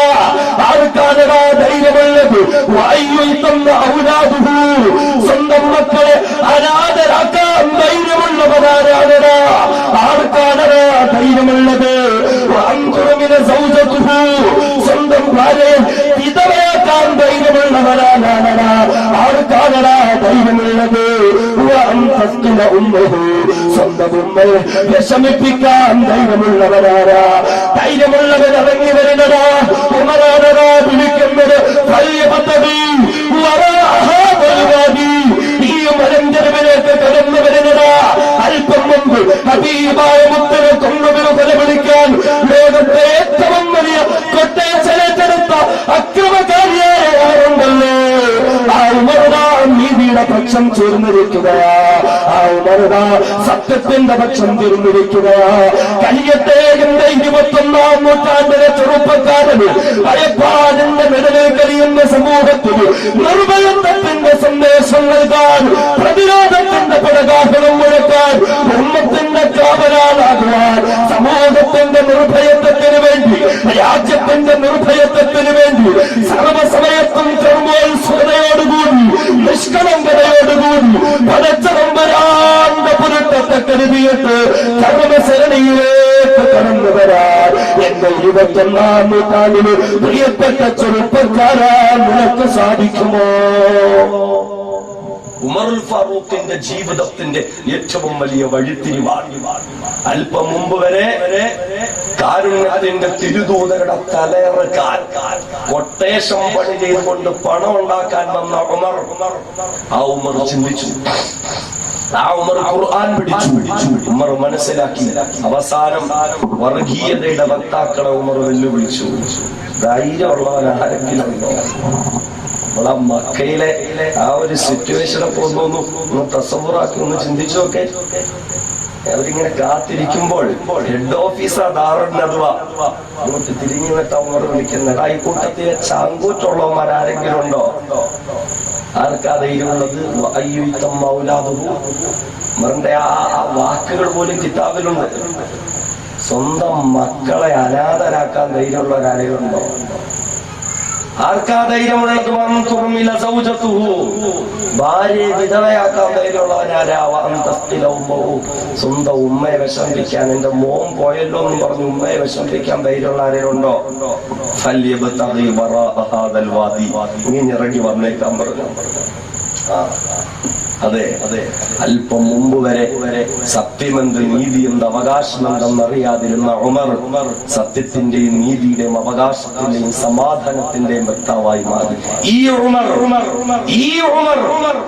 ഉമറിനെയാണ് ലോകത്തുള്ള അഹിംസയുടെ നേതാക്കന്മാരൊക്കെയും എഴുത്തുകാരൊക്കെയും അംഗീകരിക്കപ്പെട്ടവരൊക്കെയും നീതിയുടെ പടമാണെന്ന് വിശേഷിപ്പിച്ചു. ഉമറിന്റെ ഭരണം സമാധാനമാണ് എന്ന് വിശേഷിപ്പിച്ചു. ഉമറിന്റെ ഭരണമാണ് നമുക്ക് വേണ്ടത് എന്ന് ബഹുമാന്യനായ ഇന്ത്യ രാജ്യത്തിന്റെ രാഷ്ട്രപിതാവായ ബഹുമാന്യനായ മോഹൻദാസ് കരംചന്ദ് ഗാന്ധി പോലും പറഞ്ഞത് ഈ ഉമറിന്റെ ഭരണമാണ്. ആ ഉമർ നീതിയുടെ പടവാളായി. ഉമറുൽ ഫാറൂഖ് റളിയല്ലാഹു അൻഹുവിന്റെ ഭരണം എന്നൊക്കെ പറഞ്ഞാൽ ഒരു ജനകീയനായ ഭരണാധികാരിയായിരുന്നു ഉമർ റളിയല്ലാഹു അൻഹു. ജനകീയനായ ഭരണാധികാരി, വെറുതെ ഒന്നും ആയിരുന്നില്ല. ഉമറുൽ ഫാറൂഖ് റളിയല്ലാഹു അൻഹു ഇസ്ലാമിക ഖിലാഫത്തിന്റെ ഉത്തരവാദിത്തം ഏറ്റെടുത്തു. ഉമർ റളിയല്ലാഹു അൻഹു ഖലീഫയായി, പ്രസിഡന്റായി, പ്രധാനമന്ത്രിയായി ബൈഅത്ത് ചെയ്തു. ഉമറിന്റെ ഭരണം നടക്കുകയാണ്. ലോകമെങ്ങും ഉമറിന്റെ നീതി കീർത്തി കേൾക്കുകയാണ്. ഉമറിന്റെ പേര് ലോകമെങ്ങും പറയപ്പെടുകയാണ്. ഈ സമയത്താണ് അന്നത്തെ ഏറ്റവും വലിയ സാമ്രാജ്യ ശക്തികളായ കിസ്റയുടെ കൈസറിന്റെ കൊട്ടാരത്തിലെ 2 പ്രതിനിധികൾ ഉമറുൽ ഫാറൂഖിനെ കാണാൻ വരിക. പറഞ്ഞാൽ ഇന്നത്തെ അമേരിക്കയും ജപ്പാനും ഒക്കെ പോലെയുള്ള വികസന രാജ്യങ്ങളിൽ നിന്നും പ്രതിനിധികൾ, അവിടുത്തെ പ്രധാനമന്ത്രിയോ പ്രസിഡന്റോ അംബാസഡർമാരോ വരുക നമ്മുടെ നാട്ടിലേക്ക്, ഇവിടുത്തെ പ്രധാനമന്ത്രിയെ കാണാൻ. അതുപോലെ ഉമർ റളിയല്ലാഹു അൻഹുവിനെ കാണാൻ വേണ്ടി വരിക. അവരിങ്ങനെ മദീനത്ത് വന്നിട്ട് അന്വേഷിക്കും. ഉമറിന്റെ കൊട്ടാരം അവരുടെ സങ്കല്പത്തിൽ ഒരു വലിയ കൊട്ടാരമാണ്. കാരണം ലോകമറിയപ്പെട്ട ചക്രവർത്തിയല്ലേ. അവരിങ്ങനെ വന്ന് അന്വേഷിക്കുക. ഉമറിന്റെ കൊട്ടാരം ഇവിടെ ഒന്നും കാണുന്നില്ല. കുറെ കുടിലുകളല്ലാതെ ഒന്നും കാണുന്നില്ല. അവസാനം കുറെ അന്വേഷിച്ചിട്ട് ഒരാളെ പിടിച്ചു നിർത്തി. ഈ ഉമറുൽ ഫാറൂഖിന്റെ മദീന അത് തന്നെ. ഉമറിന്റെ വീട് ആ കാണുന്ന ആ ചെറ്റപ്പൂരയാണ്. അവരങ്ങോട്ട് പോയി കഥകിൽ തട്ടി വിളിച്ചു. ഉമറുൽ ഫാറൂഖിന്റെ വീട്. അകത്തുനിന്ന് ശബ്ദം, അതെ ഉമറിന്റെ വീട് ഇതാ. ഉമർ ഇവിടെ ഉണ്ടോ? ഞങ്ങൾ ഉമറിനെ കാണാൻ വേണ്ടി അയൽ രാജ്യത്തിൽ നിന്ന് വന്നിരിക്കുന്ന ആളുകളാ. ഉമർ ഇവിടെ ഉണ്ടോ? ഉമർ ഇവിടെ ഇല്ല. എവിടെ പോയി? പുറത്തേക്ക് പോയി. പുറത്തേക്ക് പോയെന്ന് പറഞ്ഞാൽ ബൈഅത്തിൽ പിറ്റേന്ന് തന്നെ പാസ്പോർട്ട് പിടിച്ച് ലോകം കറങ്ങാൻ പോയെന്നല്ല. വിശപ്പ് കൊണ്ട് ഇരിക്കാൻ വയ്യാത്ത വീട്ടിൽ ഇറങ്ങിപ്പോയേക്കുക. വിശപ്പ് കഴിക്കാനൊന്നുമില്ല. ഒരു രാജ്യത്തിന്റെ ഭരണാധികാരി വീട്ടിൽ നിന്ന് പുറത്തോട്ട് ഇറങ്ങിപ്പോയി. അവരന്വേഷിച്ച് നടന്നു. അവസാനം ഒരു മുന്തിരിത്തോട്ടത്തിൽ ഒരു കല്ലിൽ തലവെച്ച് കിടന്നുറങ്ങുക. ഇസ്ലാമിക് റിപ്പബ്ലിക്കിന്റെ പ്രസിഡന്റ് പോയി തട്ടി വിളിച്ചു. ഇങ്ങനെ തട്ടി വിളിച്ചു. കണ്ണു തിരുമ്മി നോക്കി പറഞ്ഞു, കിസ്രയുടെ കൈസറിന്റെ കൊട്ടാരത്തിൽ നാട് വന്നിട്ടുണ്ട്, പ്രതിനിധികൾ വന്നിട്ടുണ്ട്, ഭരണാധികാരിയെ കാണാൻ. ഇവരെ സ്വീകരിക്കണ്ടേ? സ്വീകരിക്കണം, അതാണ് മാന്യത. മറലിയല്ലാന്ന് ചാടി എഴുന്നേറ്റ് കണ്ണുകളൊക്കെ തിരുമി അവരെ ഇങ്ങനെ സ്വീകരിച്ചു. ഞങ്ങളുടെ നാട്ടിലേക്ക് നിങ്ങൾക്ക് സ്വാഗതം. അറിയോ, സാമ്രാജ്യ ശക്തികളുടെ ഭാഗത്തു നിന്നുമുള്ള പ്രതിനിധികൾ ഉമറിനെ കാണാൻ മദീനത്തേക്ക് വന്നപ്പോൾ അവരെ സ്വീകരിക്കാൻ വേണ്ടി എഴുന്നേറ്റ് നിന്നിരുന്ന ഉമർ റളിയല്ലാഹു അൻഹു ധരിച്ചിരുന്ന വസ്ത്രത്തിന്റെ അവസ്ഥ എന്താണെന്നറിയോ? മുഴുനീളത്തിൽ ഇങ്ങനെ തന്റെ പേര് ഉമറുൽ ഫാറൂഖ് ബിൻ ഖത്താബ് എന്നും മുഴുനീളത്തിൽ തന്റെ പേരൊക്കെ എഴുതി വെച്ച 10 ലക്ഷത്തിന്റെ കോട്ട് ഇട്ടുകൊണ്ടല്ല ഉമർ അവരെ സ്വീകരിച്ചത്. ഉമറുൽ ഫാറൂഖ് റളിയല്ലാഹു അൻഹു എഴുന്നേറ്റ് നിന്ന് അവരെ സ്വീകരിക്കുമ്പോൾ അംഗീകരിക്കപ്പെട്ട ചരിത്രകാരന്മാർ പറയുന്നു, അന്ന് ഉമർ ധരിച്ചിരുന്ന ആ കോട്ടിൽ 14 ഭാഗത്ത് കീറിപ്പോയതിന്റെ പേരിൽ തുണ്ടം വെച്ച് തച്ചിട്ടുണ്ടായിരുന്നു. വെറുതെ അല്ല ഗാന്ധിജി പറഞ്ഞത് ഇന്ത്യയിൽ ഉമറിന്റെ ഭരണം നടപ്പിലാക്കപ്പെടണമെന്ന്. വെറുതെ അല്ല, പൊതുജനത്തിന്റെ വേദനകൾ അടുത്തറിഞ്ഞ ആളായിരുന്നു ഉമർ. ലോക ചരിത്രത്തിലാദ്യമായി ജനസമ്പർക്ക പരിപാടി എന്ന മഹത്തായ പരിപാടിക്ക് തുടക്കം കുറിച്ചത് ബഹുമാനനായ സയ്യിദുനാ ഉമറുൽ ഫാറൂഖ് റളിയല്ലാഹു അൻഹു അല്ലേ. ജനസമ്പർക്ക പരിപാടി എന്ന് പറഞ്ഞാൽ ജനങ്ങളുടെ പ്രശ്നങ്ങൾ അറിയാൻ ജനങ്ങളിലേക്ക് ഇറങ്ങുമായിരുന്നു ഉമർ. ജനങ്ങളിലേക്ക് ഇറങ്ങുമായിരുന്നു. വേഷപ്രച്ഛന്നനായി ഉമർ ഇങ്ങനെ യാത്ര ചെയ്യുമായിരുന്നു. ഉമർ ഒരു ഭരണാധികാരി അല്ല, ആ ഒരു വേഷം ഉമറിനുണ്ടായിരുന്നില്ല. എങ്കിൽ പോലും തിരിച്ചറിയാൻ പറ്റാത്ത നിലയിൽ ഉമർ റളിയല്ലാഹു നടക്കുമായിരുന്നു രാത്രികളിൽ പോലും. എന്തിനാ? ജനങ്ങളുടെ പ്രശ്നങ്ങൾ നേരിട്ടറിയാൻ, എന്നിട്ട് അത് പരിഹരിക്കാൻ. അത്രയ്ക്കും മാതൃകാപരമായി ലോകത്തിന് ഭരണം കാണിച്ചു കൊടുത്ത മഹാനായ ചക്രവർത്തിയായിരുന്നു സയ്യിദുനാ ഉമറുൽ ഫാറൂഖ് റളിയല്ലാഹു അൻഹു. നീതിപരമായ ഭരണം, പൊതുജനത്തിന് സമാധാനം കൊടുക്കുന്നതായ ഭരണം, പൊതുജനത്തെ ബുദ്ധിമുട്ടിക്കാത്തതായ ഭരണം, പട്ടിണി പാവങ്ങളുടെ പട്ടിണി മാറ്റാൻ വേണ്ടി കഷ്ടപ്പെട്ടിരുന്ന ഉമർ റളിയല്ലാഹു അൻഹു ഓരോ ദിവസവും പാതിരാത്രിയുടെ നിശബ്ദതയിൽ ഉറക്കത്തിൽ തന്നെ ചാടി എഴുന്നേറ്റ് പൊട്ടിക്കരഞ്ഞുകൊണ്ട് ഉമർ പറയുമായിരുന്നു, മാതാ, അല്ലാഹുവേ, നീ എന്റെ കയ്യിലേക്ക് ഈ ജനങ്ങളുടെ ഉത്തരവാദിത്വം ഏൽപ്പിച്ചിട്ടുണ്ട് എങ്കിൽ പടച്ചവരെ, ഇവരിൽ ഒരാളുടെ ഭാഗത്ത് പോലും എന്നിൽ നിന്ന് നീ അനീതി ഉണ്ടാക്കണ്ടേ അല്ലാ. യൂഫ്രട്ടീസ് ടൈഗ്രീസ് നദീതീരത്തെങ്ങാണ് ഒരാട്ടുംകുട്ടി പട്ടിണി കിടന്ന് ചത്തുപോയാൽ പടച്ചവനെ, നാളെ നിന്റെ കോടതിയിൽ ഈ ഉമർ അതിനും മറുപടി പറയേണ്ടി വരുമല്ലോ അല്ലാ. ഒരാട്ടുംകുട്ടി പട്ടിണി കിടന്ന് ചത്തുപോയാലും അതേ നാളെ അല്ലാഹുവിന്റെ കോടതിയിൽ ഈ ഉമർ മറുപടി പറയേണ്ടി വരില്ലേ എന്ന് പറഞ്ഞുകൊണ്ട് കണ്ണീരൊടിച്ച് വിലപിച്ച് കിടന്നിരുന്ന ഉമറുണ്ടല്ലോ. ആ ഉമർ റളിയല്ലാഹു അൻഹു പട്ടിണി പാവങ്ങളുടെ പ്രശ്നമറിഞ്ഞ ഉമറാ. ആ ഉമർ അധികാരത്തിന്റെ കസേരയിൽ ഇരുന്ന് കറങ്ങിക്കടഞ്ഞിരുന്ന ഉമറായിരുന്നില്ല. ആ ഉമർ തന്റെ കയ്യിലേക്ക് കിട്ടിയ അധികാരത്തിൽ മതിമറന്നുകൊണ്ട് അതിലിങ്ങനെ സർവസ്വം നടന്നുകൊണ്ട് തന്റെ പണം കൊണ്ട് അഹങ്കരിച്ച് മേഘന്നിറങ്ങിയ ഉമറായിരുന്നില്ല. ആ ഉമറുൽ ഫാറൂഖ് റളിയല്ലാഹു അൻഹു പൊതുജനത്തെ കഷ്ടപ്പെടുത്തിയ ഉമറായിരുന്നില്ല. ആ ഉമറുൽ ഫാറൂഖ് റളിയല്ലാഹു അൻഹു പാവപ്പെട്ടവരെ അവഗണിച്ച ഉമറായിരുന്നില്ല. ഉമറുൽ ഫാറൂഖ് റളിയല്ലാഹു അൻഹു തന്റെ ഭരണത്തിന്റെ കീഴിലുള്ള ജനങ്ങളുടെ അവസ്ഥകളറിയാൻ ഡമാസ്കസിലേക്ക് യാത്രയാവുകയാ. അങ്ങ് ഡമാസ്കസിലേക്ക് ഖത്താബിന്റെ മകൻ ഉമറുൽ ഫാറൂഖ് റളിയല്ലാഹു അൻഹു ചെല്ലുമ്പോൾ അവിടെ ഭരണ ചുമതല ഏൽപ്പിച്ചിരിക്കുന്ന ഗവർണർ ഉൾപ്പെടെയുള്ള ഉദ്യോഗസ്ഥർ വന്ന് ഉമറിനെ സ്വീകരിച്ചു. കാര്യങ്ങളൊക്കെ ഉമർ അന്വേഷിച്ചു. പെട്ടെന്നതാ പള്ളിയിൽ നിന്ന് ബാങ്ക് വിളിക്കുന്നു.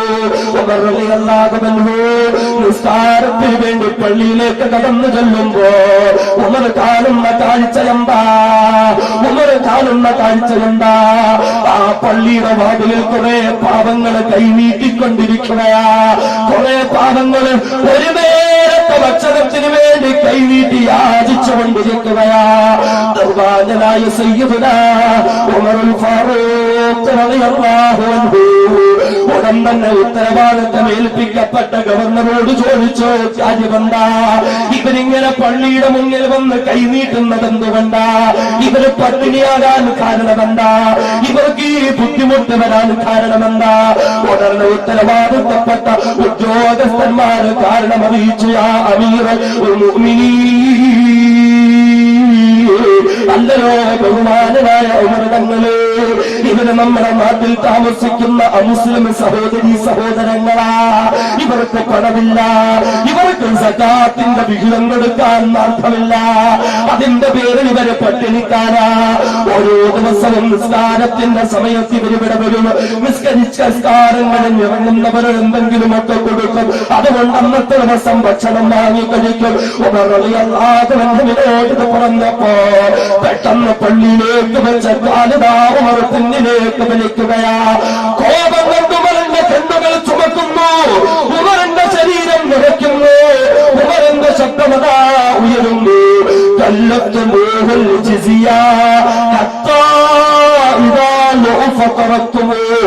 ഉമർ ചോദിക്കുകയാ, ഉമറിന്റെ ഭരണത്തിന്റെ കീഴിൽ താമസിക്കുന്ന ജനങ്ങളിൽ നിന്ന് കൃത്യമായി ടാക്സ് പിടിച്ചു വാങ്ങിയിട്ട്, കൃത്യമായി നികുതി പിടിച്ചു വാങ്ങിയിട്ട് ആ ജനങ്ങളിൽപ്പെട്ട ആളുകൾ പട്ടിണി പാവങ്ങളായപ്പോ അവരെ തെണ്ടാൻ വേണ്ടി പറഞ്ഞു വിട്ടിരിക്കുകയാണ്.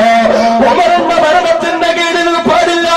ഉടൻ തന്നെ ഇവരുടെ പട്ടിണി മാറ്റാനുള്ള സംവിധാനമുണ്ടാക്കി, അവരെ പുനരധിവസിപ്പിക്കാനുള്ള സംവിധാനമുണ്ടാക്കി. അതൊരു തീർപ്പാക്കിയിട്ട് മാത്രമേ ഉമറുൽ ഫാറൂഖ് റളിയല്ലാഹു അൻഹു പള്ളിയിലേക്ക് പോയി നിസ്കാരത്തിന് നേതൃത്വം കൊടുത്തതെങ്കിൽ എന്റെ സഹോദരങ്ങളെ ചിന്തിക്കുക. മരണപ്പെട്ടുപോയ പ്രിയപ്പെട്ട ഭാര്യയുടെ ശരീരവും തോളിലേക്ക് 12 കിലോമീറ്റർ നടന്നു പോകാൻ വിധിക്കപ്പെട്ട പാവപ്പെട്ട മനുഷ്യന്റെ മണ്ണിൽ നിന്ന് ഞാനും നിങ്ങളും ഇന്ന് സുഖലോലുപതയുടെ പറുദീസയിൽ വിരാജിക്കുമ്പോ എന്റെ പ്രിയപ്പെട്ട സഹോദരങ്ങള്, സ്വന്തം മകന്റെ കൺമുന്നിൽ വെച്ച് 80 വയസ്സായ വൃദ്ധയുടെ ശരീരത്തെ കൂലിപ്പണിക്കാറ് ചാക്കിനുള്ളിലാക്കുന്നതിന് വേണ്ടി ചവിട്ടി ഒഴിച്ച് ചാക്കിനുള്ളിലാക്കിയിട്ട് ഒരു മുളം തമ്മിൽ കെട്ടി വലിച്ചെറിച്ചു കൊണ്ടുപോകുന്ന വാർത്തകൾ കേൾക്കുന്ന ഞാനും നിങ്ങളും ജീവിക്കുന്ന സർവ്വസ്വാതന്ത്ര്യത്തിന്റെ മതേതരത്തിന്റെ രാജ്യമായ ഞാനും നിങ്ങളും അനുവസിക്കുന്ന ഈ രാജ്യത്ത് ബഹുമാനരായ സയ്യിദുനാ ഉമറുൽ ഫാറൂഖ് റളിയല്ലാഹു അൻഹുവിന്റെ ഭരണ പുരോഗതികൾ ഉണ്ടാകണമെന്ന് രാഷ്ട്രപിതാവ് പറഞ്ഞത് വെറുതെയാണോ? കാരണം ഉമർ പാവങ്ങളുടെ ഭരണാധികാരിയാ. ഉമർ ജനകീയനായ ഭരണാധികാരിയാ. ഉമർ പാവങ്ങളുടെ പ്രശ്നമറിഞ്ഞ ഭരണാധികാരിയാ. ആ ഉമറുൽ ഫാറൂഖ് റളിയല്ലാഹു അൻഹു അധികാര കസേരയിൽ ഇരിക്കുമ്പോൾ ഒരിക്കൽ പോലും മുന്തിയ ഭക്ഷണം കഴിച്ചിട്ടില്ല. മുന്തിയ ഭക്ഷണം കഴിക്കാൻ തയ്യാറായിട്ടില്ല. ആരോ ഒരു ദിവസം മുന്തിയ ഭക്ഷണം കൊണ്ട് ഉമറുൽ ഫാറൂഖിന്റെ മുന്നിലേക്ക് വെച്ചു കൊടുക്കുമ്പോ ഉമർ ആ ഭക്ഷണം നീക്കി വെക്കുകയാ. ഉമറെ, ഒരിക്കലെങ്കിലും ഒന്ന് കഴിക്കൂ ഉമറേ എന്ന് ഉമറുൽ ഫാറൂഖിനോട് പറയുമ്പോ ആ ഉമർ തിരിച്ചു ചോദിച്ചത്, ഞാനത് കഴിക്കാം, പക്ഷേ എന്റെ ഭരണത്തിന്റെ കീഴിലുള്ള മുഴുവൻ ജനങ്ങൾക്കും ഇതുപോലുള്ള ഭക്ഷണമുണ്ടെങ്കിൽ ഈ ഉമറും ഇത് കൊടുക്കാം, അതല്ല എങ്കിൽ എനിക്ക് വേണ്ട എന്ന് പറഞ്ഞ് പാവങ്ങളുടെ വേദനയറിഞ്ഞ് പാവങ്ങളുടെ പ്രശ്നങ്ങളറിഞ്ഞ് അവരോടൊപ്പം നിന്നുകൊണ്ട് അവരുടെ പ്രശ്നങ്ങൾ പരിഹരിച്ചു കൊടുത്ത ജനകീയനായ ഭരണാധികാരി, നീതിയുടെ പടവാനായ ബഹുമാനനായ സയ്യിദുനാ ഉമറുൽ ഫാറൂഖ് റളിയല്ലാഹു അൻഹു. പാവങ്ങളുടെ വേദനയറിഞ്ഞു ഉമർ, അവരുടെ പട്ടിണി അറിഞ്ഞു ഉമർ, അവരുടെ പ്രശ്നങ്ങൾ അറിഞ്ഞു ഉമർ. ആര്? ഒരു കാലത്ത് ജനങ്ങളെ ദ്രോഹിച്ച് നടന്ന ഉമർ, ജനങ്ങളുടെ കൈവെട്ടിയും കാലുവെട്ടിയും പണം സമ്പാദിച്ചിരുന്ന ഉമർ, കൊട്ടേഷൻ പണി നടത്തിയ ഉമർ, അല്ലാഹുവിന്റെ ഖുർആനിന്റെ സന്ദേശങ്ങൾ അറിഞ്ഞു പൊതുജനത്തിന്റെ ഒരു നിസ്വാർത്ഥ സേവകനായി മാറിയെങ്കിൽ, പാവങ്ങൾക്ക് സമാധാനവും അവർക്ക് പുനരധിവാസവും നേടിക്കൊടുക്കുന്ന ഒരു ഭരണാധികാരിയായി മാറിയെങ്കിൽ ഈ ഉമറാണ് സഹോദരങ്ങളെ നമുക്ക് ഓരോരുത്തർക്കും മാതൃക. പാവങ്ങളുടെ ബുദ്ധിമുട്ടറിയുന്ന ഉമർ, പാവങ്ങളുടെ പ്രശ്നങ്ങൾ അറിയുന്ന ഉമർ. അതെ, ഉമറിന്റെ നാട്ടിലെ ഏറ്റവും പരമദരിദ്രൻ അത് ഭരണാധികാരി ഉമർ തന്നെയായിരുന്നു. ഹബീബായ റസൂൽ പകർന്നു കൊടുത്ത രാഷ്ട്രീയം, അല്ലാഹുവിന്റെ ഹബീബ് പകർന്നു കൊടുത്ത പൊതുസേവനം, അത് അധികാരത്തിന് വേണ്ടിയായിരുന്നില്ല, അത് പണത്തിന് വേണ്ടിയായിരുന്നില്ല, അത് സ്വർണമഞ്ചത്തിലോ അല്ലെങ്കിൽ സിംഹാസനത്തിലോ കിരീടം വെച്ച് വിരാജിക്കുന്നതിന് വേണ്ടിയായിരുന്നില്ല. പിന്നെയോ പടച്ചവന്റെ പൊരുത്തത്തെ കരുതി ജനസേവനം എന്ന നിലയിലായിരുന്നു സയ്യിദുനാ ഉമറുൽ ഫാറൂഖ് റളിയല്ലാഹു അൻഹു ഇസ്ലാമിക ഖിലാഫത്ത് ഏറ്റെടുത്തതെങ്കിൽ, തന്റെ കീഴിലുള്ള ജനങ്ങളുടെ മുസ്ലിമുകളും അമുസ്ലിമുകളുമായ ജനങ്ങളുടെ ഉത്തരവാദിത്വം ഏറ്റെടുത്തുവെങ്കിൽ, പൊതുജനത്തിന്റെ പ്രശ്നങ്ങളും വേദനകളും അറിഞ്ഞു അത് പരിഹരിക്കാൻ ഉമറുൽ ഫാറൂഖ് റളിയല്ലാഹു അൻഹു മുൻപന്തിയിലുണ്ടായിരുന്നെങ്കിൽ, ബഹുമാന്യനായ ഉമർ റളിയല്ലാഹു അൻഹു പഠിപ്പിച്ച സന്ദേശം അതാണ്. മനുഷ്യന് മനുഷ്യനായി വേണം നമ്മൾ കാണാൻ. ആ മനുഷ്യന്റെ വേദനകൾ നമ്മൾ അറിയണം, മനുഷ്യന്റെ പ്രശ്നങ്ങൾ നമ്മൾ അറിയണം. അത് മതം നോക്കാതെ പരിഹരിക്കാൻ നമുക്ക് കഴിയണം, ബഹുമാനനായ സയ്യിദുനാ ഉമർ റളിയല്ലാഹു അൻഹുവിന്റെ മുന്നിലേക്ക് ഒരു ജൂത പെണ്ണ് കടന്നു വരികയാണ്. യാ അമീറുൽ മുഅ്മിനീൻ, അല്ലയോ ബഹുമാനനായ ഉമർ തങ്ങളെ, ഞങ്ങളുടെ പ്രിയപ്പെട്ട നേതാവേ. ഒരു ജൂത പെണ്ണ് കടന്നു വന്ന് കണ്ണീരൊടുക്കി ഉമറിന്റെ മുന്നിൽ പറയുന്നു, ഉമറേ, ഉമറേ, ഞാൻ താമസിക്കുന്ന നാട് താങ്കളുടെ ഭരണത്തിന്റെ കീഴിലുള്ള നാടാ. അവിടെ നിങ്ങൾ ഉത്തരവാദിത്തം ഏൽപ്പിച്ച ഒരു ഗവർണറുണ്ട് കാര്യങ്ങളൊക്കെ നോക്കി നടത്താൻ. നല്ല ഭരണമാണ് കാഴ്ചവെക്കുന്നത്. ഇസ്ലാമിക സന്ദേശങ്ങളൊക്കെ എടുത്തുകഴിഞ്ഞ് ഒരുപാട് ആളുകൾ ഇസ്ലാമിലേക്ക് കടക്കുന്നുണ്ട് ഉമറേ. അതിന്റെ പേരിൽ ഇസ്ലാമിൽ ഇങ്ങനെ ആള് കൂടി വരികയാ ഉമറേ. ഉമറേ, അങ്ങനെയുള്ള ആ നാട്ടില് പള്ളിയുടെ തൊട്ടടുത്താണ് ഞാൻ ജീവിക്കുന്നത് ഉമറേ. മുസ്ലിം പള്ളിയുടെ തൊട്ടടുത്തായി ജൂലപ്പെണ്ണ് ജീവിക്കുന്നത് ഉമറേ. ഉമറേ, മുസ്ലിമുകൾ കൂടുന്നതിനനുസരിച്ച് പള്ളി ഇങ്ങനെ വിശാലമാക്കേണ്ടി വരികയാ. അങ്ങനെ പള്ളി വിശാലമാക്കി എന്റെ വീട് പോലും പള്ളിക്കേക്ക് വിട്ടുകൊടുക്കേണ്ടെന്ന അവസ്ഥ വന്നു. ഈ സമയത്ത് ഉത്തരവാദിത്വം ഏൽപ്പിക്കപ്പെട്ട ഗവർണർ വന്നിട്ട് എന്റെ വീട് പോലും പള്ളിക്ക് വേണ്ടി വിട്ടുകൊടുക്കുമോ എന്ന് ചോദിച്ചു ഉമറേ. എന്നാൽ ഞാൻ എന്റെ പൂർവ്വകാല പിതാക്കന്മാരുടെ സ്മരണകൾ ഉറങ്ങുന്ന വീട്, എന്റെ ബാല്യകാലത്തിന്റെ ചരിത്രങ്ങൾ ഉറങ്ങുന്ന വീട്, ആ വീട് വിട്ടുകൊടുക്കാൻ എനിക്ക് മനസ്സ് വരുന്നില്ല ഉമറേ. 3 ലക്ഷം വില തരാമെന്ന് എനിക്ക് പറഞ്ഞു, പുതിയൊരു വീട് വെച്ച് തരാമെന്ന് പറഞ്ഞു, ചോദിക്കുന്നത് എന്തും തരാമെന്ന് പറഞ്ഞു. പക്ഷേ എനിക്ക് ആ വീട് വിട്ടുകൊടുക്കാൻ മനസ്സ് വന്നില്ല. അവസാനം അവിടുത്തെ ഗവർണർ നിർബന്ധിതനായി എന്നെ ബലാത്കാരമായി വീട്ടിൽ നിന്ന് പിടിച്ചിറക്കി. അതിനേക്കാൾ എത്രയോ ഇരട്ടി വിലയും വസ്തുവും സ്ഥലവുമൊക്കെ എനിക്ക് വേണ്ടി മാറ്റിവെച്ച് അദ്ദേഹം എന്റെ വീട് പോലും പള്ളിയാക്കി ഉമറേ. എന്നാൽ ഉമറേ, ഈ ജൂതപ്പെണ്ണ് പരാതി പറയുന്നു ഉമറേ, എന്റെ വീട് എനിക്ക് തിരികെ വേണം ഉമറേ. എത്ര ഇരട്ടി വില തരാമെന്ന് പറഞ്ഞാലും, ഏത് വസ്തുവകകൾ തരാമെന്ന് പറഞ്ഞാലും എന്റെ ആ വീട് വിട്ടു തരാൻ എനിക്ക് കഴിയില്ല ഉമറേ. നീതിമാനായ ഉമറേ, എന്റെ പ്രസവം താങ്കൾ അറിയണം ഉമറേ. ബഹുമാനനായ ഉമറിന്റെ കണ്ണുകൾ നിറഞ്ഞൊഴുകി. ഉമർ റളിയല്ലാഹു അൻഹു തന്റെ ഭരണത്തിന്റെ കീഴിൽ താമസിക്കുന്ന ഒരു ജൂത പെണ്ണ്, ആ പെണ്ണിന് ഇങ്ങനെ ഒരു ഗതി വന്നല്ലോ എന്നോർത്ത് ഉമറിന്റെ കണ്ണുകൾ നിറഞ്ഞൊഴുകി. ഉമർ ആ പെണ്ണിനോട് പറഞ്ഞു, സഹോദരി നിങ്ങൾ അല്പം ക്ഷമിക്കുക. എന്നിട്ട് ഉമർ പെട്ടെന്ന് തന്നെ ആളെ അയച്ചുകൊണ്ട് ആ നാട്ടിലെ ഗവർണറെ വിളിപ്പിക്കുകയാ. എന്നിട്ട് അദ്ദേഹത്തിന് നിർദ്ദേശം കൊടുക്കുകയാ, ഈ പാവപ്പെട്ട ജൂതപ്പെണ്ണ് അവളിൽ നിന്ന് പിടിച്ചെടുത്ത വീട് അവൾക്ക് തിരിച്ചു കൊടുക്കുക.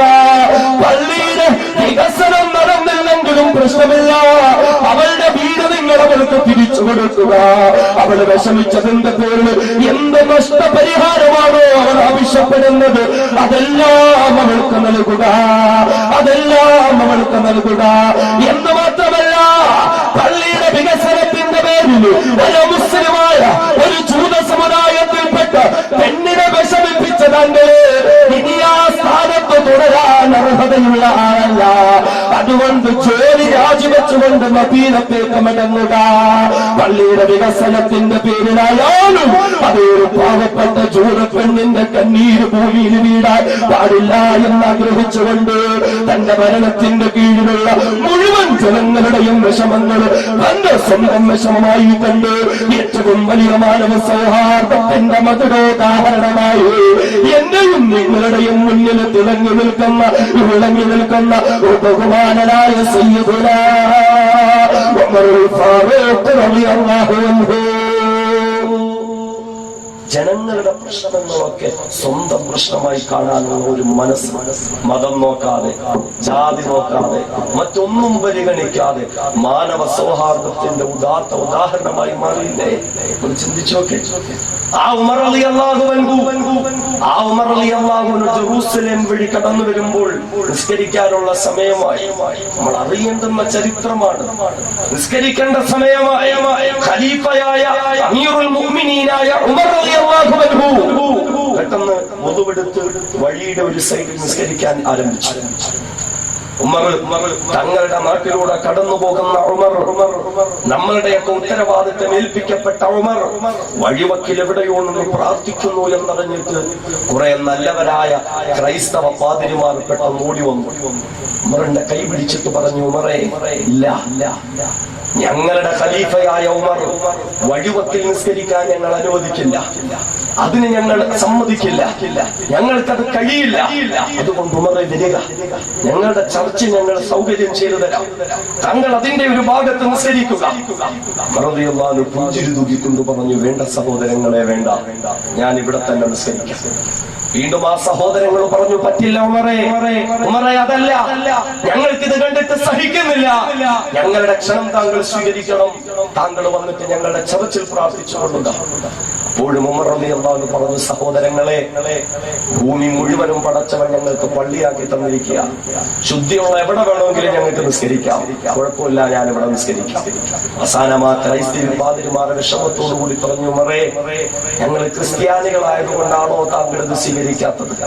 പെട്ടെന്ന് ഉമറുൽ ഫാറൂഖ് റളിയല്ലാഹു അൻഹു പറഞ്ഞു, അല്ല, അതുകൊണ്ടൊന്നുമല്ല, പിന്നെയോ, ഞാനിന്ന് നിങ്ങളോടൊപ്പം വന്ന് നിങ്ങൾ കെട്ടിയുണ്ടാക്കിയ ക്രൈസ്തവ ദേവാലയത്തിന്റെ ഏതെങ്കിലും ഒരു ഭാഗത്ത് ഒരു മുസല്ല വിരിച്ച് ഉമർ ഫാറൂഖ് 2 റക്അത്ത് നിസ്കരിക്കാം.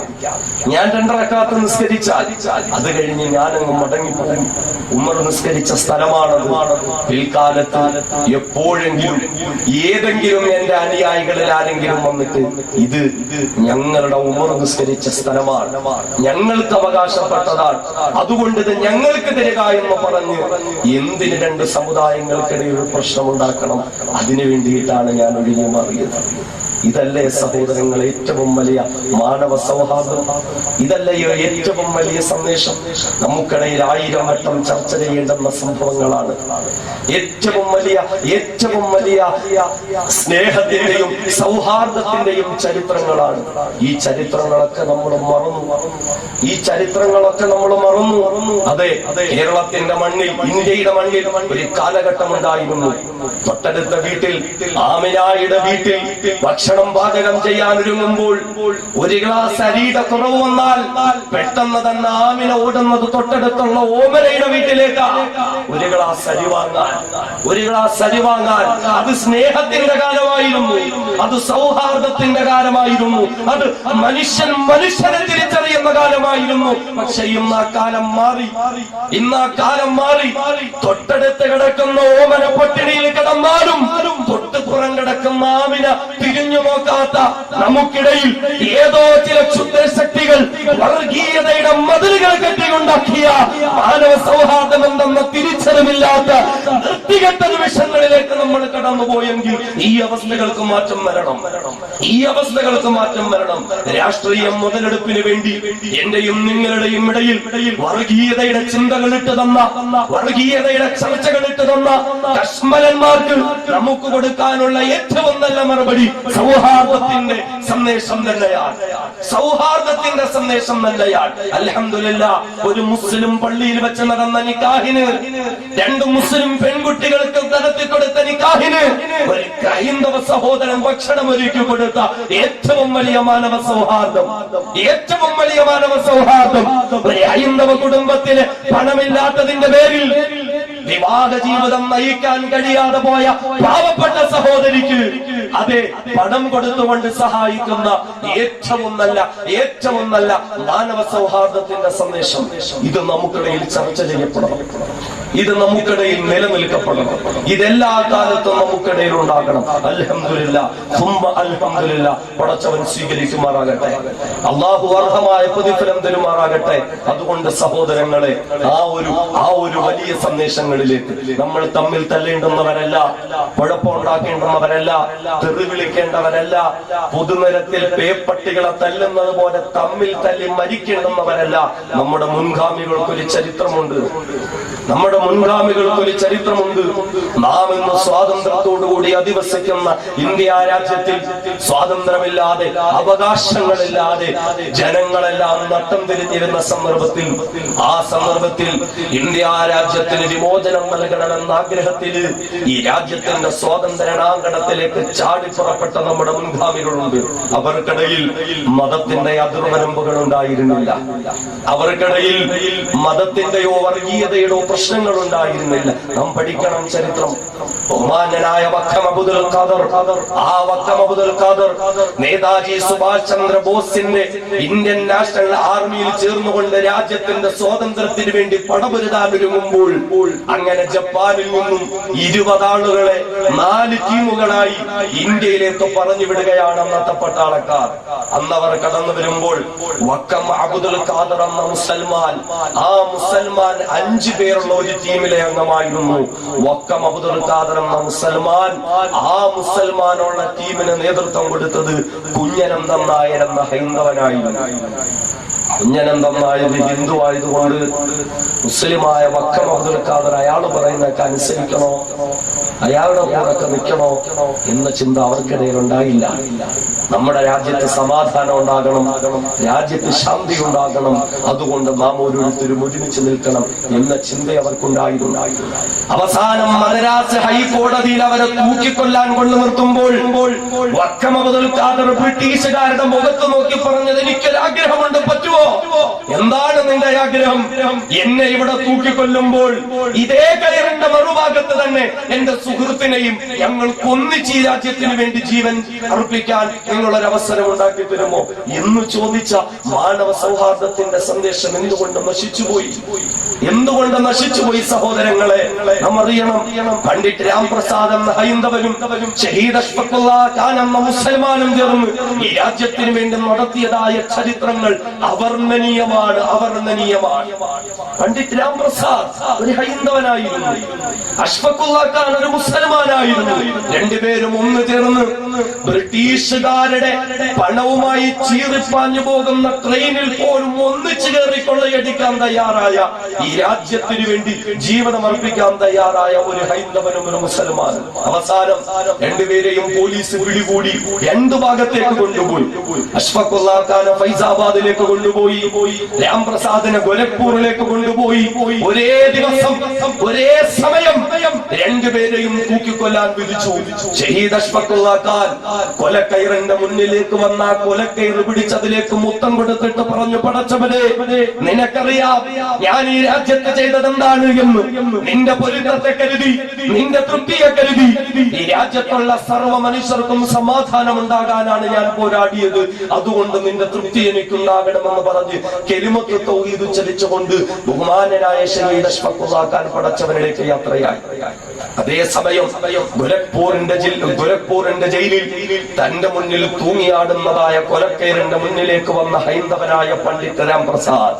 ആ പണ്ഡിറ്റ് രാംപ്രസാദ് തന്റെ മുന്നിൽ ചിരിച്ചുകൊണ്ട് നിൽക്കുന്ന വെള്ളപ്പട്ടാളക്കാരുടെ മുഖത്ത് നോക്കിയിട്ട് പറഞ്ഞു, നിർത്തടാ, നീയൊക്കെ എന്ന് കരുതി ഇന്ന് നിന്റെയൊക്കെ അധികാരം ഉപയോഗിച്ച് ഒരു അഷ്ഫഖുല്ലാ ഖാൻ എന്ന എന്റെ കൂട്ടുകാരനായ മുസൽമാനെ തൂക്കിക്കൊന്നു, ഒരു പണ്ഡിറ്റ് രാംപ്രസാദ് എന്ന ഹൈന്ദവനെ തൂക്കിക്കൊന്നു.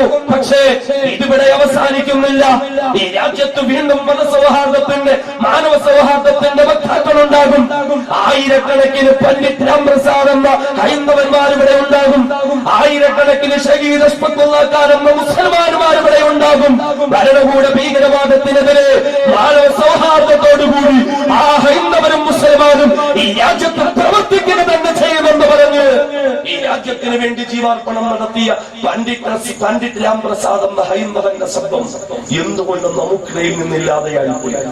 എന്തുകൊണ്ട് ഇത് അസ്തമിച്ചു പോയി? അതുകൊണ്ട് മാറ്റമുണ്ടാകട്ടെ, അതുകൊണ്ട് മാറ്റമുണ്ടാകട്ടെ. വർഗീയതയെ നമുക്ക് വലിച്ചെറിയാം, അസഹിഷ്ണുതയെ നമുക്ക് വലിച്ചെറിയാം. എന്തെങ്കിലും നിസാര കാര്യത്തിന്റെ പേരിൽ തമ്മിൽ തല്ലാനോ കൊല്ലാനോ കൊലവിളിക്കാനോ പ്രശ്നങ്ങൾ അറിയാതെയോ ജീവിക്കേണ്ടവരല്ല നമ്മൾ. നമുക്കൊന്നു ചേർന്ന് സമാധാനത്തിന്റെ വക്താക്കളായി മുന്നോട്ട് പോകാം. സർവേശ്വരനും കാരുണ്യവാനുമായ തമ്പുരാൻ നമുക്ക് ഓരോരുത്തർക്കും അതിന് തൗഫീഖ് നൽകുമാറാകട്ടെ എന്ന് ദുആയോടുകൂടി ഇൻഷാ അല്ലാഹ് തൽക്കാലം നമുക്ക് നിർത്താം.